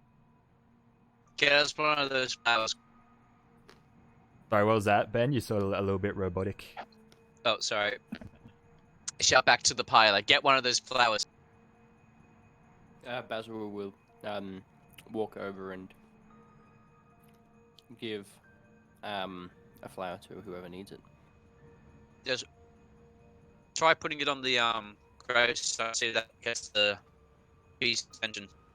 Okay, he'll place all the flowers on this gravestone. Who is this? Is this Leaf? Yes. Okay. Alright. I see it. Gravestone say. Right, he'll walk over and place all these flowers on the gravestone.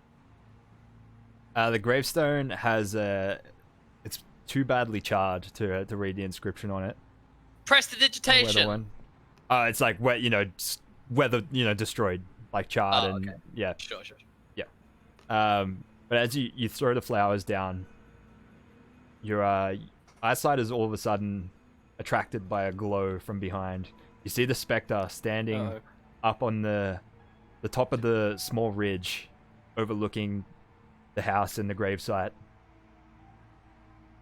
You see it holding now a flaming spectral fire up to its chest. Sorry, a flaming spectral flower up to its chest.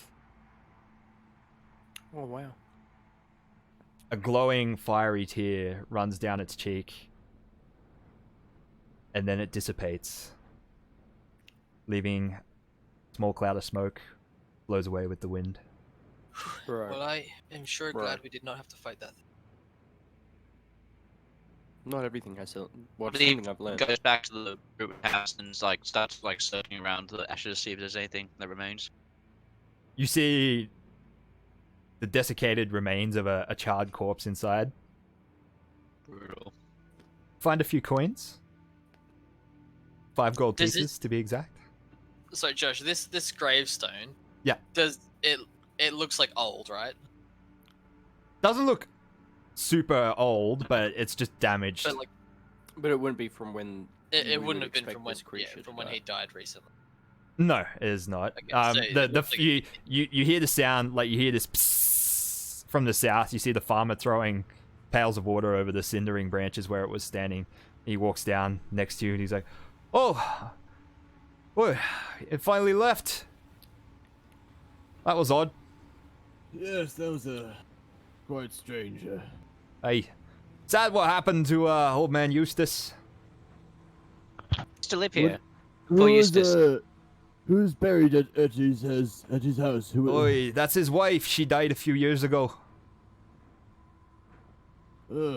Finally gone to join her. That'd be the ticket. May Ardea look over them both." Yes. Do I see any? Sorry. Of course. Yeah, Gregory's gonna say a little prayer. Yeah, But, Leaf's gonna start digging a grave next to the other one for for the Eustace. Okay. Are there like grown-up Corvin remains maybe in the area? Like I'm trying to think like whether he died, like next to the grave, and that's why he's there. No, No, his corpse is in the house. Oh, his corpse is in the house. Yeah. Oh, okay. Apologies, I I thought that bet- was a child. No, No. Okay. I'm gonna spend 12 seconds and dig the grave for you, leave with Oh. Moleth. Nice. Oh, okay. Easy. Oh, that's mighty decent of you. I was getting around to doing that. There's, been a lot of work fireproofing the house. Of course. Yeah, thank you very much. You take care now. You too. Be Well, safe. You're heading into that grove. Yes. Have you noticed any other odd sightings recently? It's been nothing but odd sightings for months now. Smoke, fires, strange creatures wandering around, flocks of them pesky ember bats flying overhead. At least up until now, our little hovel's been left alright, but I'd say our time is coming. Yes. Well, hopefully we reached can it. get the perch card to send some troops down, so we can defend this area. I doubt it.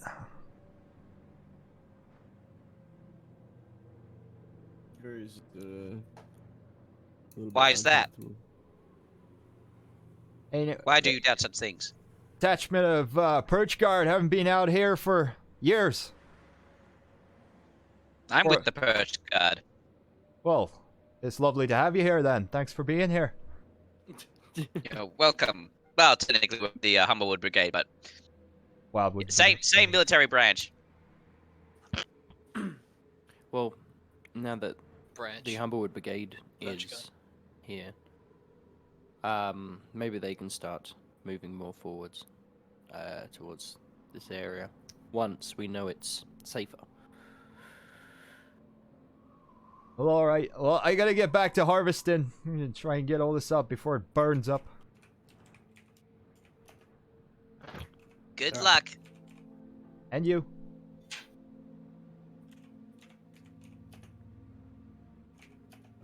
Yeah, I want to continue heading towards. Oh. Apologies. Alright, so you make your way northwest again. This small burned section of forest lasts for a few acres, then gives way to normal forest again. You travel on for a few more hours. Late afternoon settles in when you finally find what you're looking for. Tavor beckons you to slow down and come to a stop as you reach the borders of the unburnt forest where it meets the scorched grove. You look out upon it. You see nothing but charred tree trunks and ashen ground for as far as the eye can see. Alright. We're getting close. You see his hand shaking as he holds onto his spear that he brought with him. Are you alright, sir? Yeah. What is it that you're afraid of? That thing. Or other things like it. I still remember the look on my teacher's face as it pulled him under. We'll be Basil able to could- fight this. It's fine. Leaf is quite skilled, I say. I lack in talent, I make up for in enthusiasm, and I am very enthusiastic. Alright, well I hope we survive. Where do you think we should set up so we Let's can ambush it or something? we keep moving now. We'll be at the spot where a teacher died within the hour.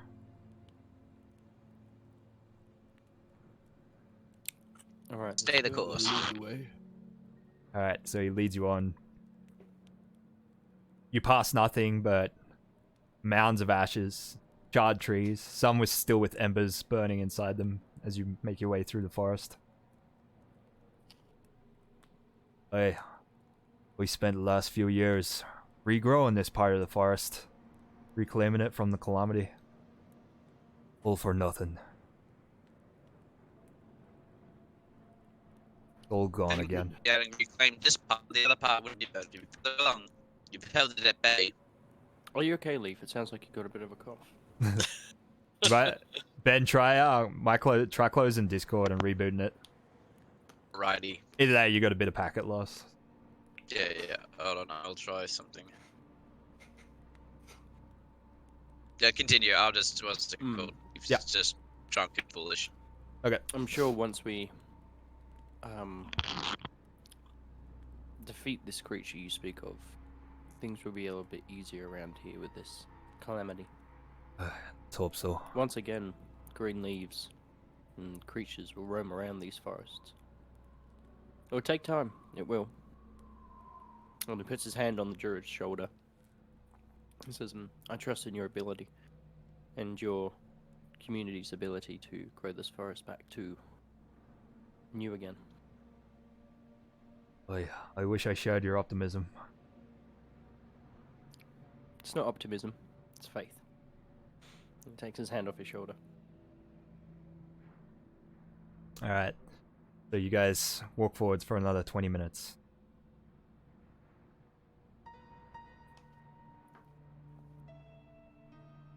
Eventually, you come upon a small open area, less thick with the charred trees. Alright, we're getting close. We're getting very close. If it's alright with you, I'm gonna stand at the back. Oh, that's fine. Basil will We're draw his not sword at druid. this point and... Well, actually, draw his bow at this point and take the lead. Alright. You trudge on for a few more meters. You hear a squeak of fear from behind you. Here it is! Here it comes! You see, up ahead, about 30 foot away, a mound of ash, huge, about 10 feet wide and long, Jesus. moving towards you at a high speed. Oh dear. Changing map.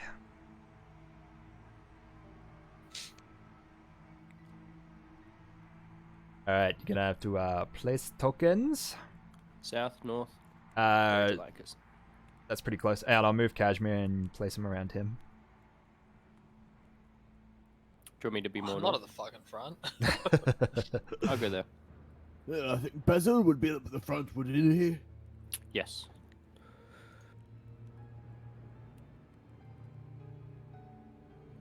God, looking at all this and having this disjointed piano playing in the background. Ugh. Kind of disconcerting here. Mm. It's good though. All I needed to search was spooky, and this came up first. My Sirenscape crashed. I didn't even notice. Oh no. Or did it? Or did it? All of a sudden, the thing, whatever it is, breaks ground. You see this enormous, fanged, flaming maw Jesus. emerge from the ground, then dive under once again. The lump continues to move towards you. Everybody, roll for initiative. Bro. Go. Ah! Don't forget select Click on my tokens. character. Let's do this. Oh. Ooh. Oh wait, that's not mine. Okay, I'm okay with that.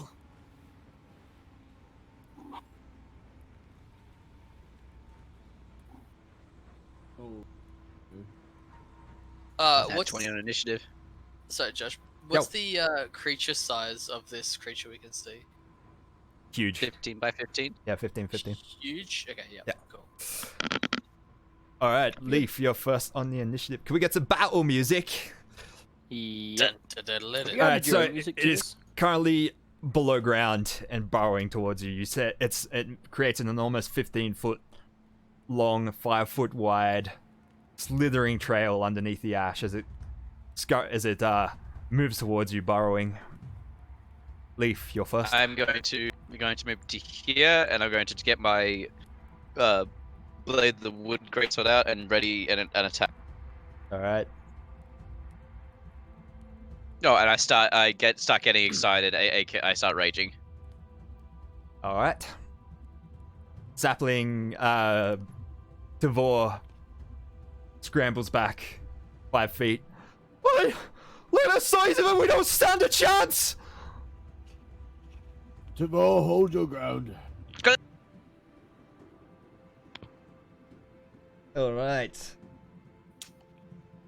The thing burrows forwards 30 feet, bursts out of the ground in front of Leaf. Leaf, before you make your opportunity, your reaction attack, make Yes. a dexterity saving throw, please. And you get Okay. advantage because this is something you can see. Yes. Dexterity. Your little saving throw. barbarian feature. Alright, roll again with your... Oh yeah, badge. Sorry, I forgot Yep. what badge did. No, that's cool. You just roll it. Alright, your second one was successful, luckily.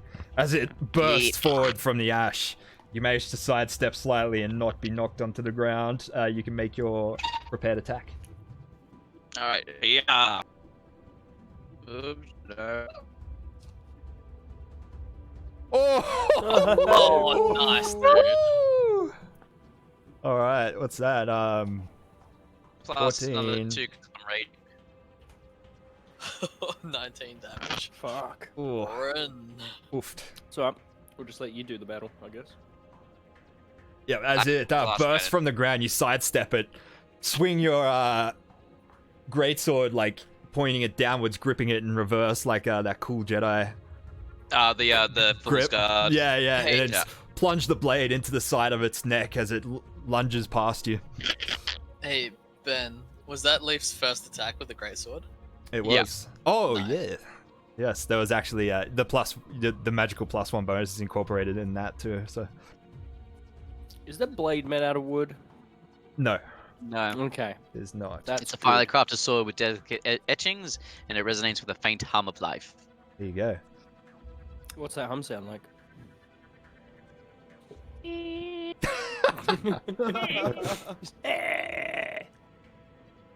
All right. It's just like just someone having like really good chocolate. All right. With Mmm. the long curls of its lower body, It attempts to encircle Leaf and constrict him. Oh Jesus. But it can't. Right? Is that correct? It is not correct. Rolled a 20 to hit. Leaf, you take 11 damage as it wraps around and crushes you, and you are grappled and restrained. Jeez.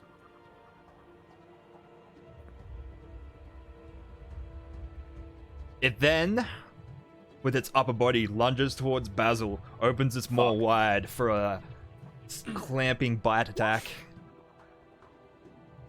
Basil, you manage to duck under it just in time as the flaming jaw snaps shut just above your head. It turns around, rears back up with Leaf now entangled within its body. It lets forward a loud hiss that burns with the sound of a roaring flame. It's your turn, Basil. Basil is going to, he's gonna. Oh. Judging by it attacking me, I reckon it's got reach, so I'm gonna Is correct. disengage a little bit, as a bonus action. Move. Oh, how many? So 1, 2, 3, 4. Move up to like here, and take a shot at the creature. All right. Now, because he's grappled, it won't be sneak damage, I do believe. Yeah. Okay. That is a hit though for 7 That is damage. 7 damage. Your arrow pierces through its scales, shooting out a blaze of sparks that burn up the shaft. It hisses loudly in pain. Gregory, it's your turn. Yes. Gregory would like to run over to Leaf and just touch him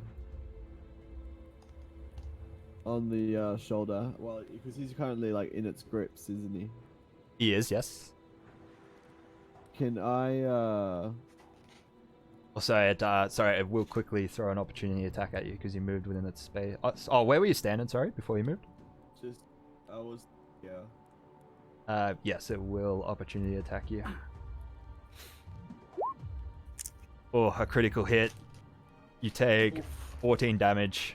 Oh my god. Damn, Daniel.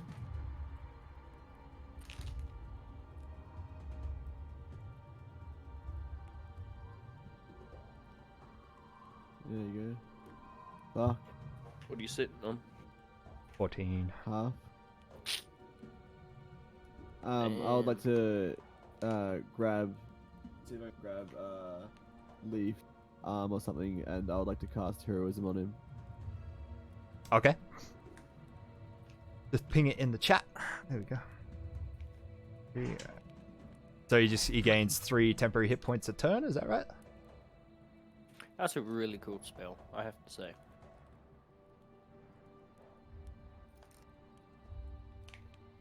Gains 3. Start of each of its turns. Alright, cool. Kashmir, it's your turn.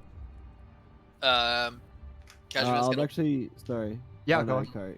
No, I can't because I used my action. I Yeah. can't attack. Kashmir? You can disengage as a bonus action. So. What? Nah, disengage That's is an right. action.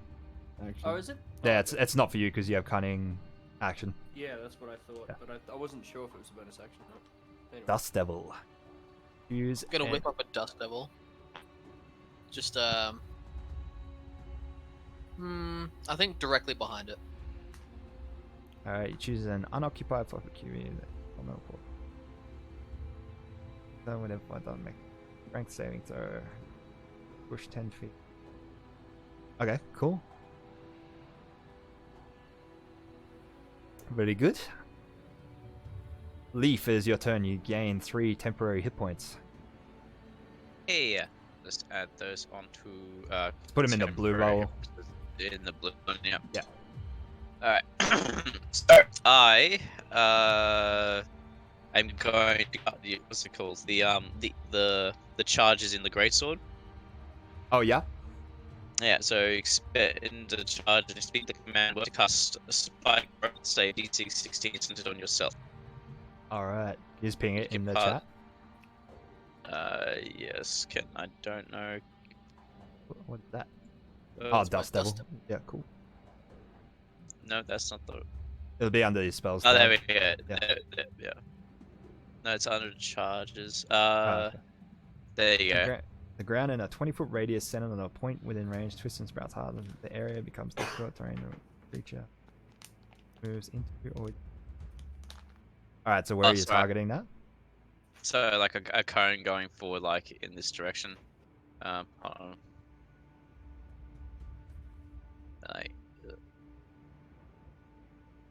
that's something like that. Okay.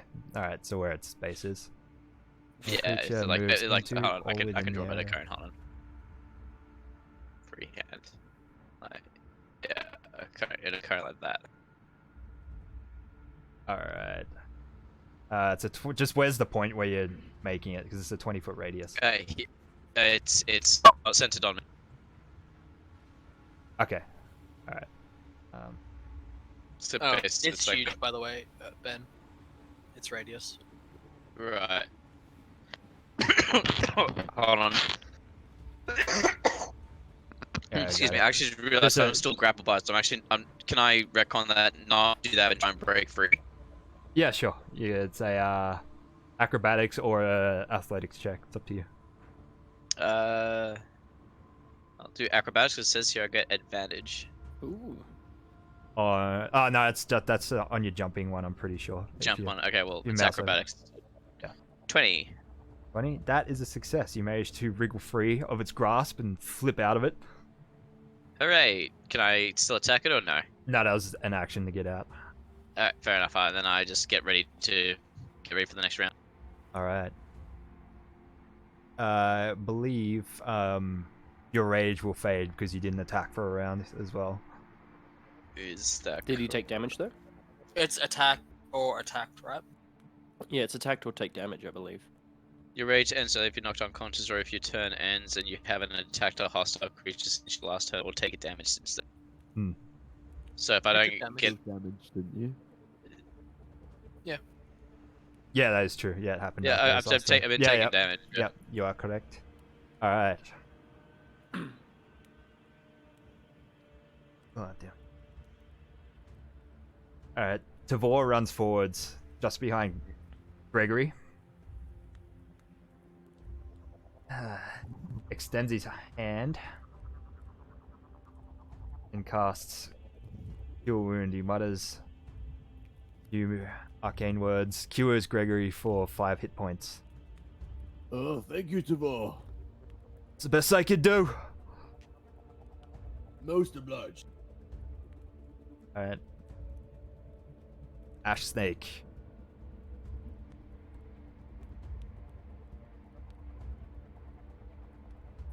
You would have actually taken half damage from it last turn as well. True. Can you remember what it was? The damage I Just took? 9. Yeah, so you take 4. Heal 4. Alright, after slipping out of its grasp, it snaps at you. You duck underneath it, and then again whips its lower body around at you, trying to grab you again. Come at me, fool. Oh boy, a critical hit this time. You take 24 damage, halved, so you take 12. Oh, good one, Gregory. Can I Oh. activate Luckily. protection as a reaction? Yes, you can. Fuck.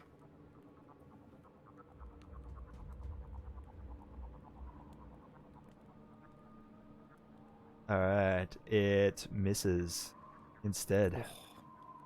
Eat shield, bitch. Basil, it's your turn. Short bow shot at the creature with sneak damage because my 2 friendlies within 5 feet. Yep. I presume the dust devil counts as a friendly as well. Oh, the Dust Devil at the end of its turn. Josh. What's that? At the end of the snake's turn, the Dust Devil hits it. Oh, okay. What's the strength saving throw? Strength saving throw, yep. It got a 9. It's a fail. Take 4 damage, and he's pushed 10 feet away. Wait, towards Leaf or? I guess towards Leaf, so I guess it just. Mm. Alright, we'll just say pushed with it.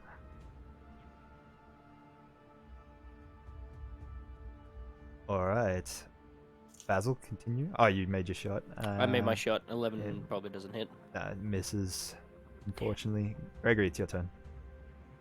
Oh, and I'll move up. Sorry, I'll just move over. One more as it adjusts so I can see around this tree.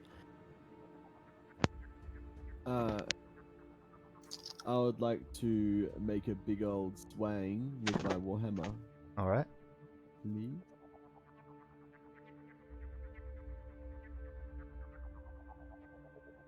Ooh, Oof. big hit. 22. That is a hit for 3 damage.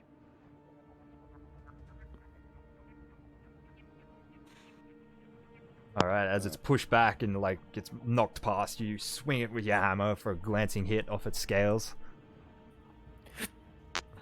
And that's about all I can do. Alright, Kashmir. Alright, Kashi is gonna get the fuck out of dodge. Run up to here. As a bonus action, I'm going to move this Dust Devil to... Actually, where was it? Just there, right? How far can I move it? 30 foot.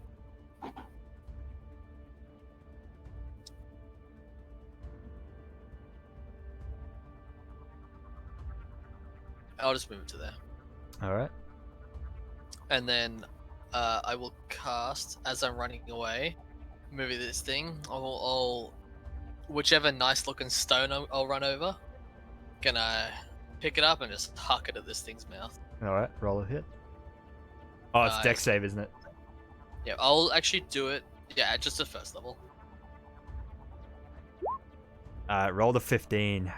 Damn it, missed. Right, so it kind of flicks it away with its tail. Leaf, it's your turn. Alright, 3 temporary hit points. I'm no longer grappled or restrained. Leaf, get your temporary hit points. I got it. There you go. Okay, sorry. Alright, and I'm going to strike it with my greatsword. Alright. 15. That is a hit Cool. for 13 damage. Yes.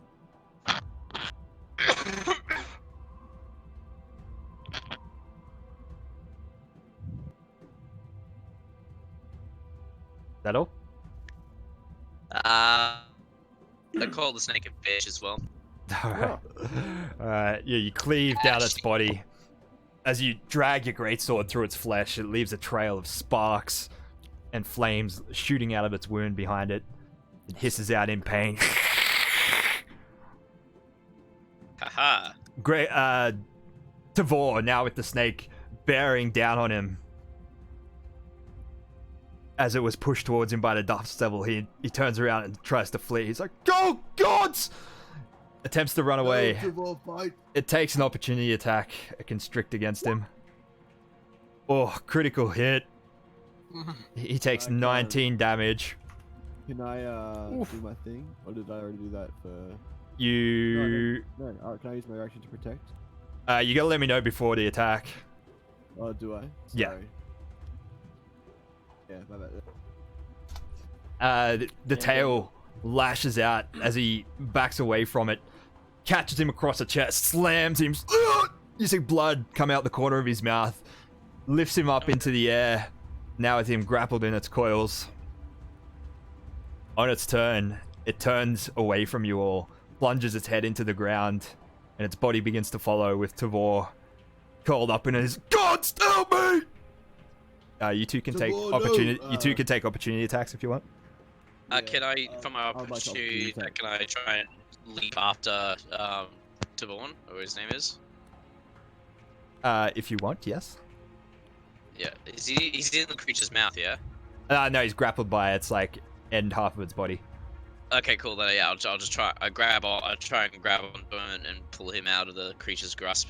Roll a strength check. Strength check. Posed by its strength check. Oh, you actually did it. Yeah, as he Yeah. plunges into the ground, yeah, you grab Tavor's hand, wrench him from its grip. Greggy, you can take opportunity attack if you want. I rolled. I did not succeed. He rolled a 13. Oh, true. Okay. All right. It burrows below ground. You see the trail that it leaves above ground. This giant, long lump of ash move towards Basil. No. It emerges from the ground in front of him. Basil, make a Fuck. dexterity save.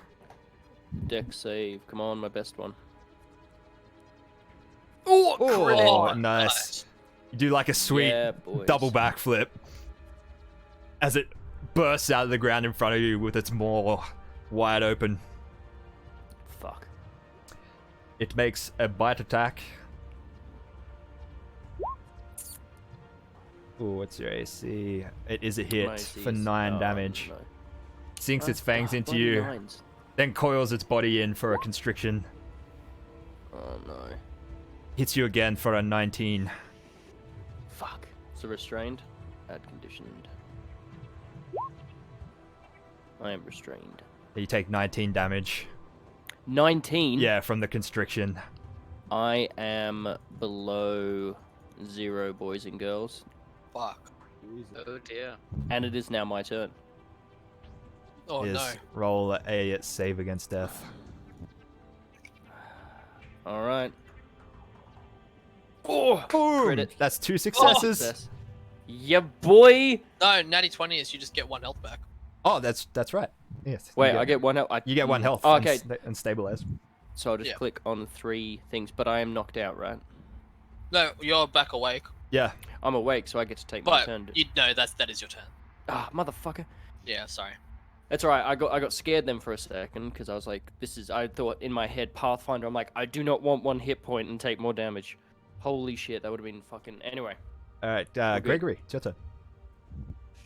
No, Basil. I'm actually okay. Gregory's gonna do his flapping, leaping, striking warhammer attack. Fuck Basil is still restrained by it. Yeah. It's like, I'm okay. Is Basil in its coils or something? Yeah. Mm. As you move through its space, Gregory, it takes opportunity attack. Oh Jesus. A 12. You just bat off its fangs as it comes at you aside with your shield, and then make your attack, or whatever you were planning to do.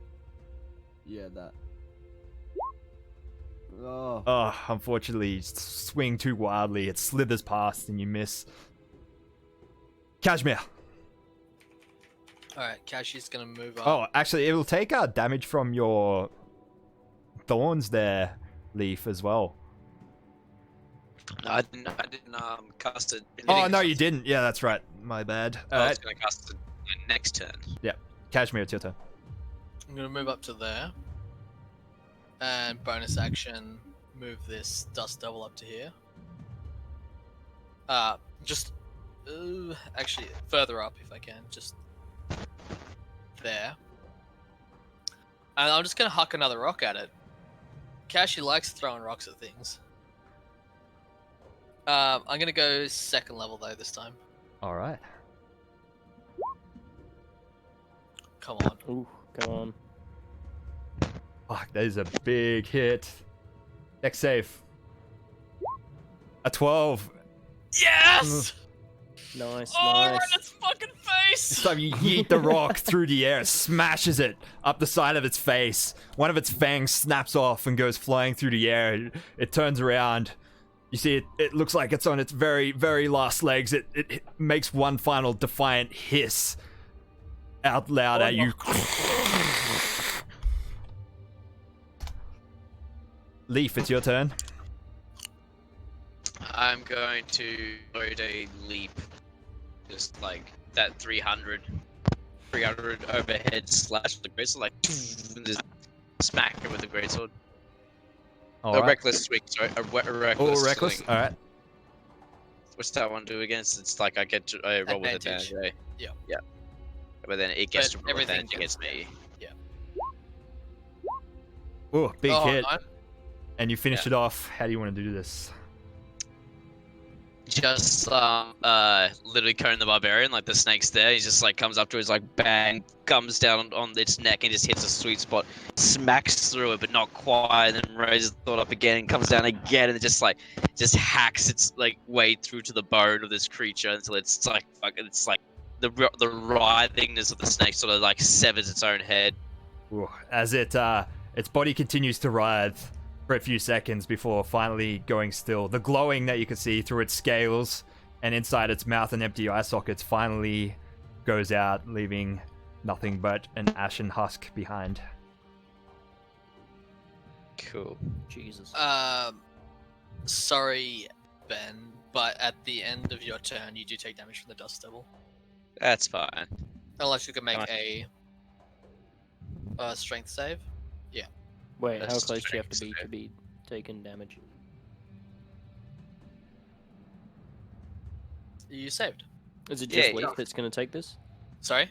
Is it just Leaf that's going to take this? Yeah, 10 foot of that Dust Devil, which is just Okay. him. Okay.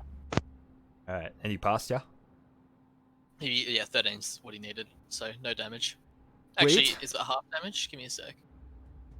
Yeah, half damage, so you just take 1 damage. Bludgeoning, which is halved again to 0. I'm raging. Does some dust bother me? Because it's bludgeoning damage. Yeah, it is, yeah, just say 1 damage. Alright, 1 damage. And I will Alright. dispel the dust. I am very tired and hurt. I'm going to I'm the same. need to stop fighting. I need to take I a would like short rest. to lay on hands both Leaf and Basil for 7 on Leaf and 8 on Basil. Thank you very Alright. much. I'm now 9. How We're going much to take health? time to have a short rest. If you wish. How much do did I reckon? heal for? Sorry, Bray? 7 7. and Basil for 8. Actually, there will not be time for a short rest. Oh, Actually, as Tavor runs forth, holding his ribs. He's like, I think my ribs are broken. Oh, we should get out of here. The beast is slain. Let's move.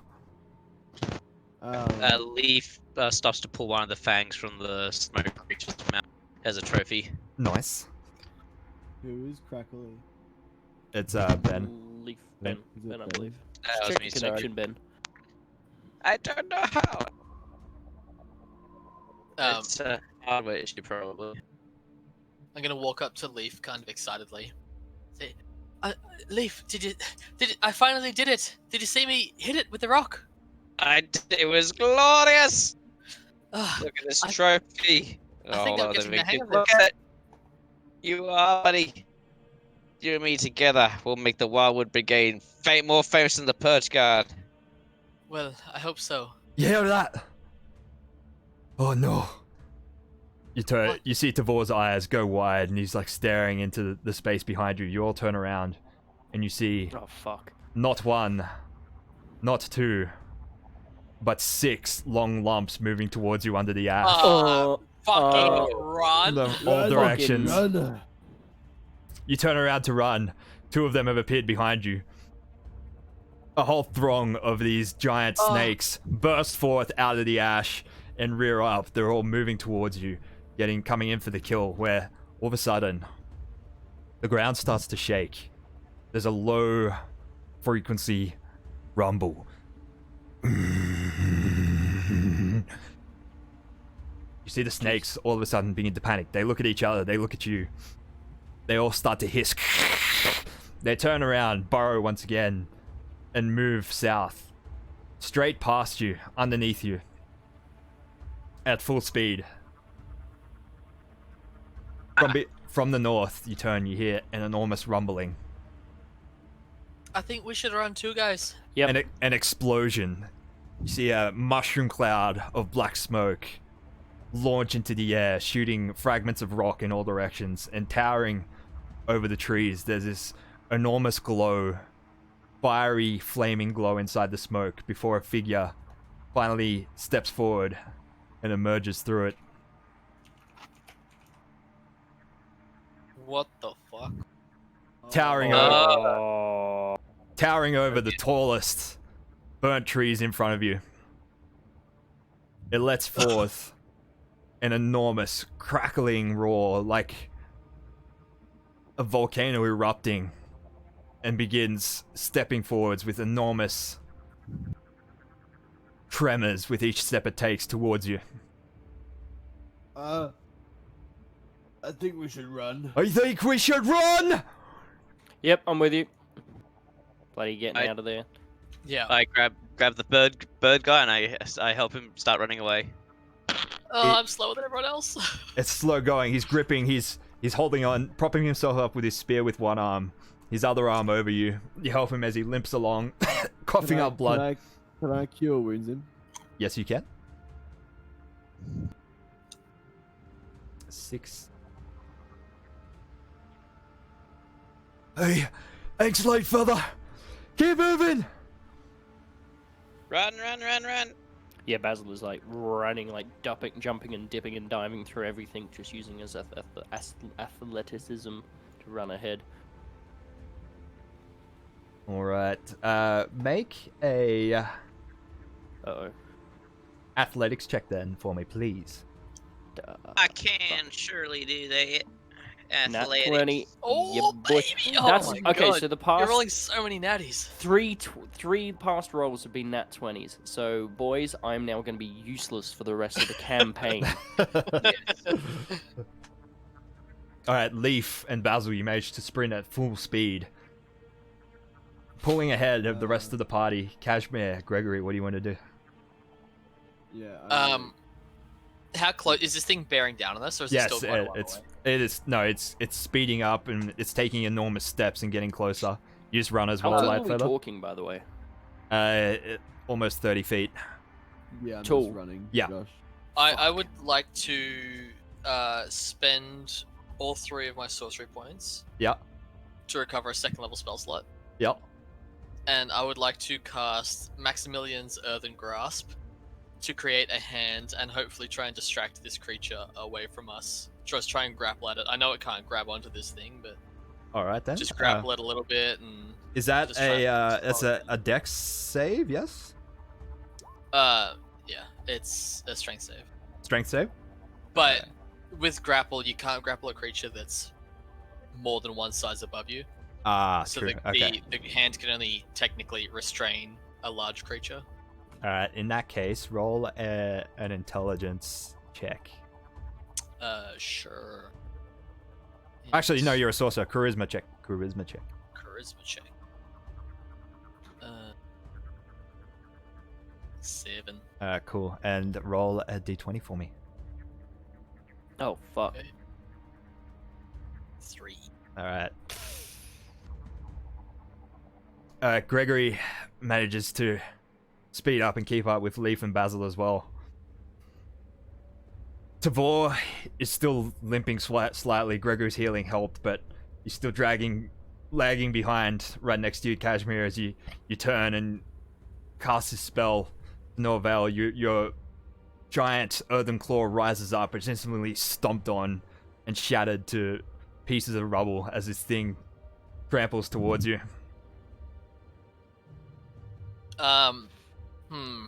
Does this creature, with each step that it takes, does it look, how big is this creature? Okay, for one.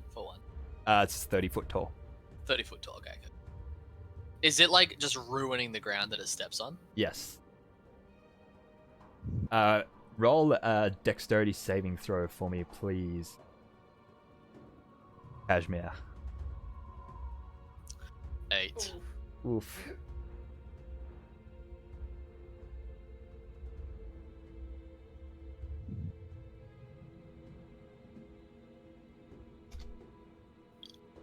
Oh.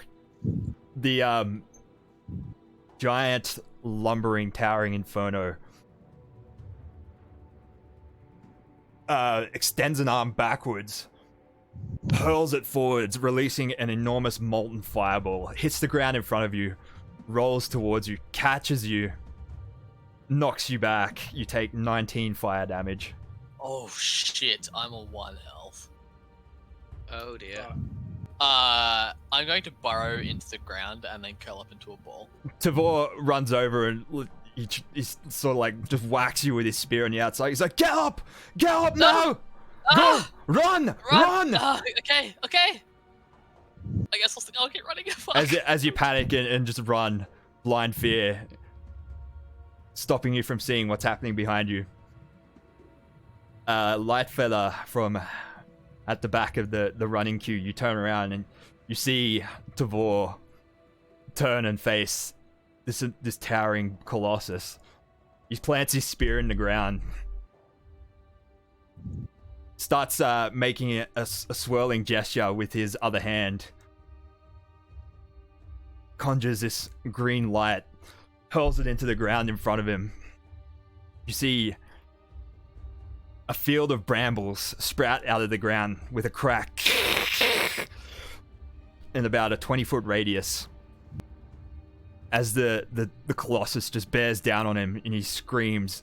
You see his feathers burn up, his clothes burn into dust, and he fades in a wash of flame and a molten inferno while you guys run and outrun it.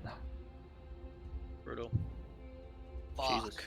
You manage to make it back to the edge of the Scorched Grove without this thing following you, and just continue running until you can no longer run anymore. Yeah. As we're running, and I get my wits back after being fucking annihilated by that fiery ball, I would like to, the nearest small animal creature that I can see, like squirrel or bird or whatever, I would like to cast Animal Messenger. Yep. And I would like to deliver a message to the Elderheart Council. Yep. To Speaker Beta. Yep. Saying it's 25 words or less, right? Yes. I believe so. Holy fucking shit, big fire guy, what the fuck, please, no more, help. Essentially that, yes. Yeah. Enormous fire creature. Woods destroyed. Second grave warning. Second calamity. Yeah. I'll get input from the rest of the party as we do this, and I'll send a message to them, basically explaining succinctly what we saw here. Yep. P.S. We're fucked. Yeah. Yep. We. All right. Would that be 2 words or 3? If it's hyphenated, 1. After you send this message ahead of you with a flying hummingbird that you managed to see nearby, after you're a few hours away from the grove and there's actual animal life that hasn't fled yet. And then, so you send it ahead. And then after 2 days of fleeing, you finally arrive back at Elderheart after barely sleeping overnight. Do you want to instantly go back to the council, or? Yeah, straight to the I think council. we have to go straight to the council. Okay. So you return to the council. You convene an emergency meeting. Speaker Beta, Commander Brill, the Perch Guard, and the other council members are there. All right. We received your message. What is it? What did you see? Beast of the calamity. It's coming for us all. There's a giant fire creature. There was these worms, fire worms, that attacked us at the edge of the Scorched Grove, and well, we thought we were done for with them, and then they were scared off by this enormous, flaming calamity, and we just ran. We ran. We couldn't fight it. We ran. It almost got. We defeated the great ash snake, a great mighty beast. It took many swings of my sword to kill it, even with the sword of the wood. And then one of the other council members cuts you off, Leaf, and he's like, "Well, enough about that. What of this thing? What was it? What did it look like?" The giant Well, It was like, wreathed in flame, horns. yes, So many horns. It was a and just monster. flame and black, and Tavor stayed to try and slow its advance, but, well, he slowed it enough for us to get away. Bless him, but he did not make it. He died a hero, and his sacrifice allowed you to make it back here. So the stories would say. He will be avenged. The councillors all turn around and convene for a minute, muttering back and forwards. Captain Brill walks up and joins them as well. They talk for a few minutes among themselves, then turn back to face you. Captain Brill speaks first. Know thine enemy. We cannot dispatch Perch Guard or launch any kind of offensive until we know what it is we're up against. Speaker Beater cuts in. I'm afraid I doubt anyone here in all the heart will have any idea what the thing is that you saw. But it truly Describe it. was enormous. We heard its emergence from here, and we could see the towering inferno from up here in the branches. We know someone who may know something about this. The Dean of the Avium, Gabe Winsworth. He's very knowledgeable on many things. Perhaps he can help us. Very well. Hopefully. Lightfeather, will you and your companions travel to the Avium for the council?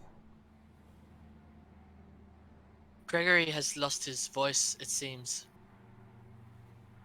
Yes, he was Ah, there he talking, is. but he thought he did not have his beak wired shut. Eh. Yes, we would be most delighted to accept your charge to go and talk to these people at the Avium. Very well. Once again, we will give you a 500 gold piece note to present to merchants in the city for whatever you may require. And we suggest you leave immediately and take the most direct route, not the roads. Equip yourself well, for though the bandit threat has been mostly dispatched, there are other dangers in that part of the forest. Of course. The Avium is to the east, right? Correct, yes. Yeah, cool. Good luck, Lightfeather. Move with haste. Thank you. We will do our best. It seems as though the fate of the entire Humblewood depends on you. I wish you hadn't have said that.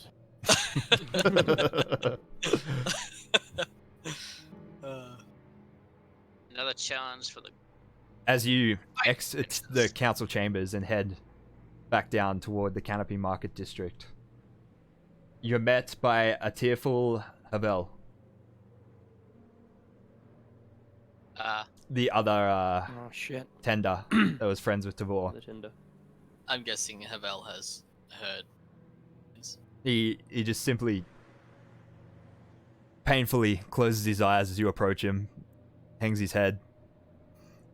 From underneath his robes, he produces a shining plate helmet. He reaches up to the top of his head and plucks a single feather out of his head, and then inserts it in the side bit of the helmet. It sticks out like a dashing blue feather off the side of it. You swear you see a slight star-like glint flash up the side of the helmet as he finishes placing the feather. He approaches you, Lightfeather. Outstretches his arms to present the helmet to you. Here. Tavor wanted to give this to you when you returned. I am sorry. What happened to him is he was a good man. Yes. I'll reach out and take the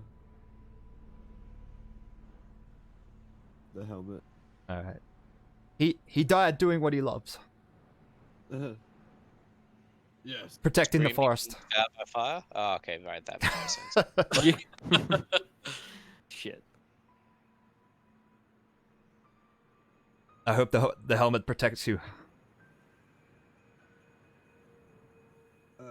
For I fear there will be even greater horrors to come before this is over. Those are my fears as well, but with some luck, hopefully, we will pull through. All right. What's I must go. I am leaving Alderheart. I'm going out to help the other tenders. Good luck to you, Tender. Scorch Grove? Is that Maybe, who knows? Good luck, Blackfeather. and the best of luck to you as well, Hamel. All right. He turns around, backpack on, staff over his shoulder, trudges off. All right, and we're gonna call tonight's session there. Gentlemen. Holy fuck. So Alright, stakes Fine. got raised. that was chapter Harrowing. 3. That was Wait. chapter 3 in its entirety. And you guys can level up to level 4 for next session. Ooh. Oh dang. Oh dang. This is where Okay. decisions are made. And Where we also, use- that helmet presented to you, Lightfeather, was a feathered helm in the on D&D Beyond. Yeah, and there's a couple variants of it. It's the Gallus variant.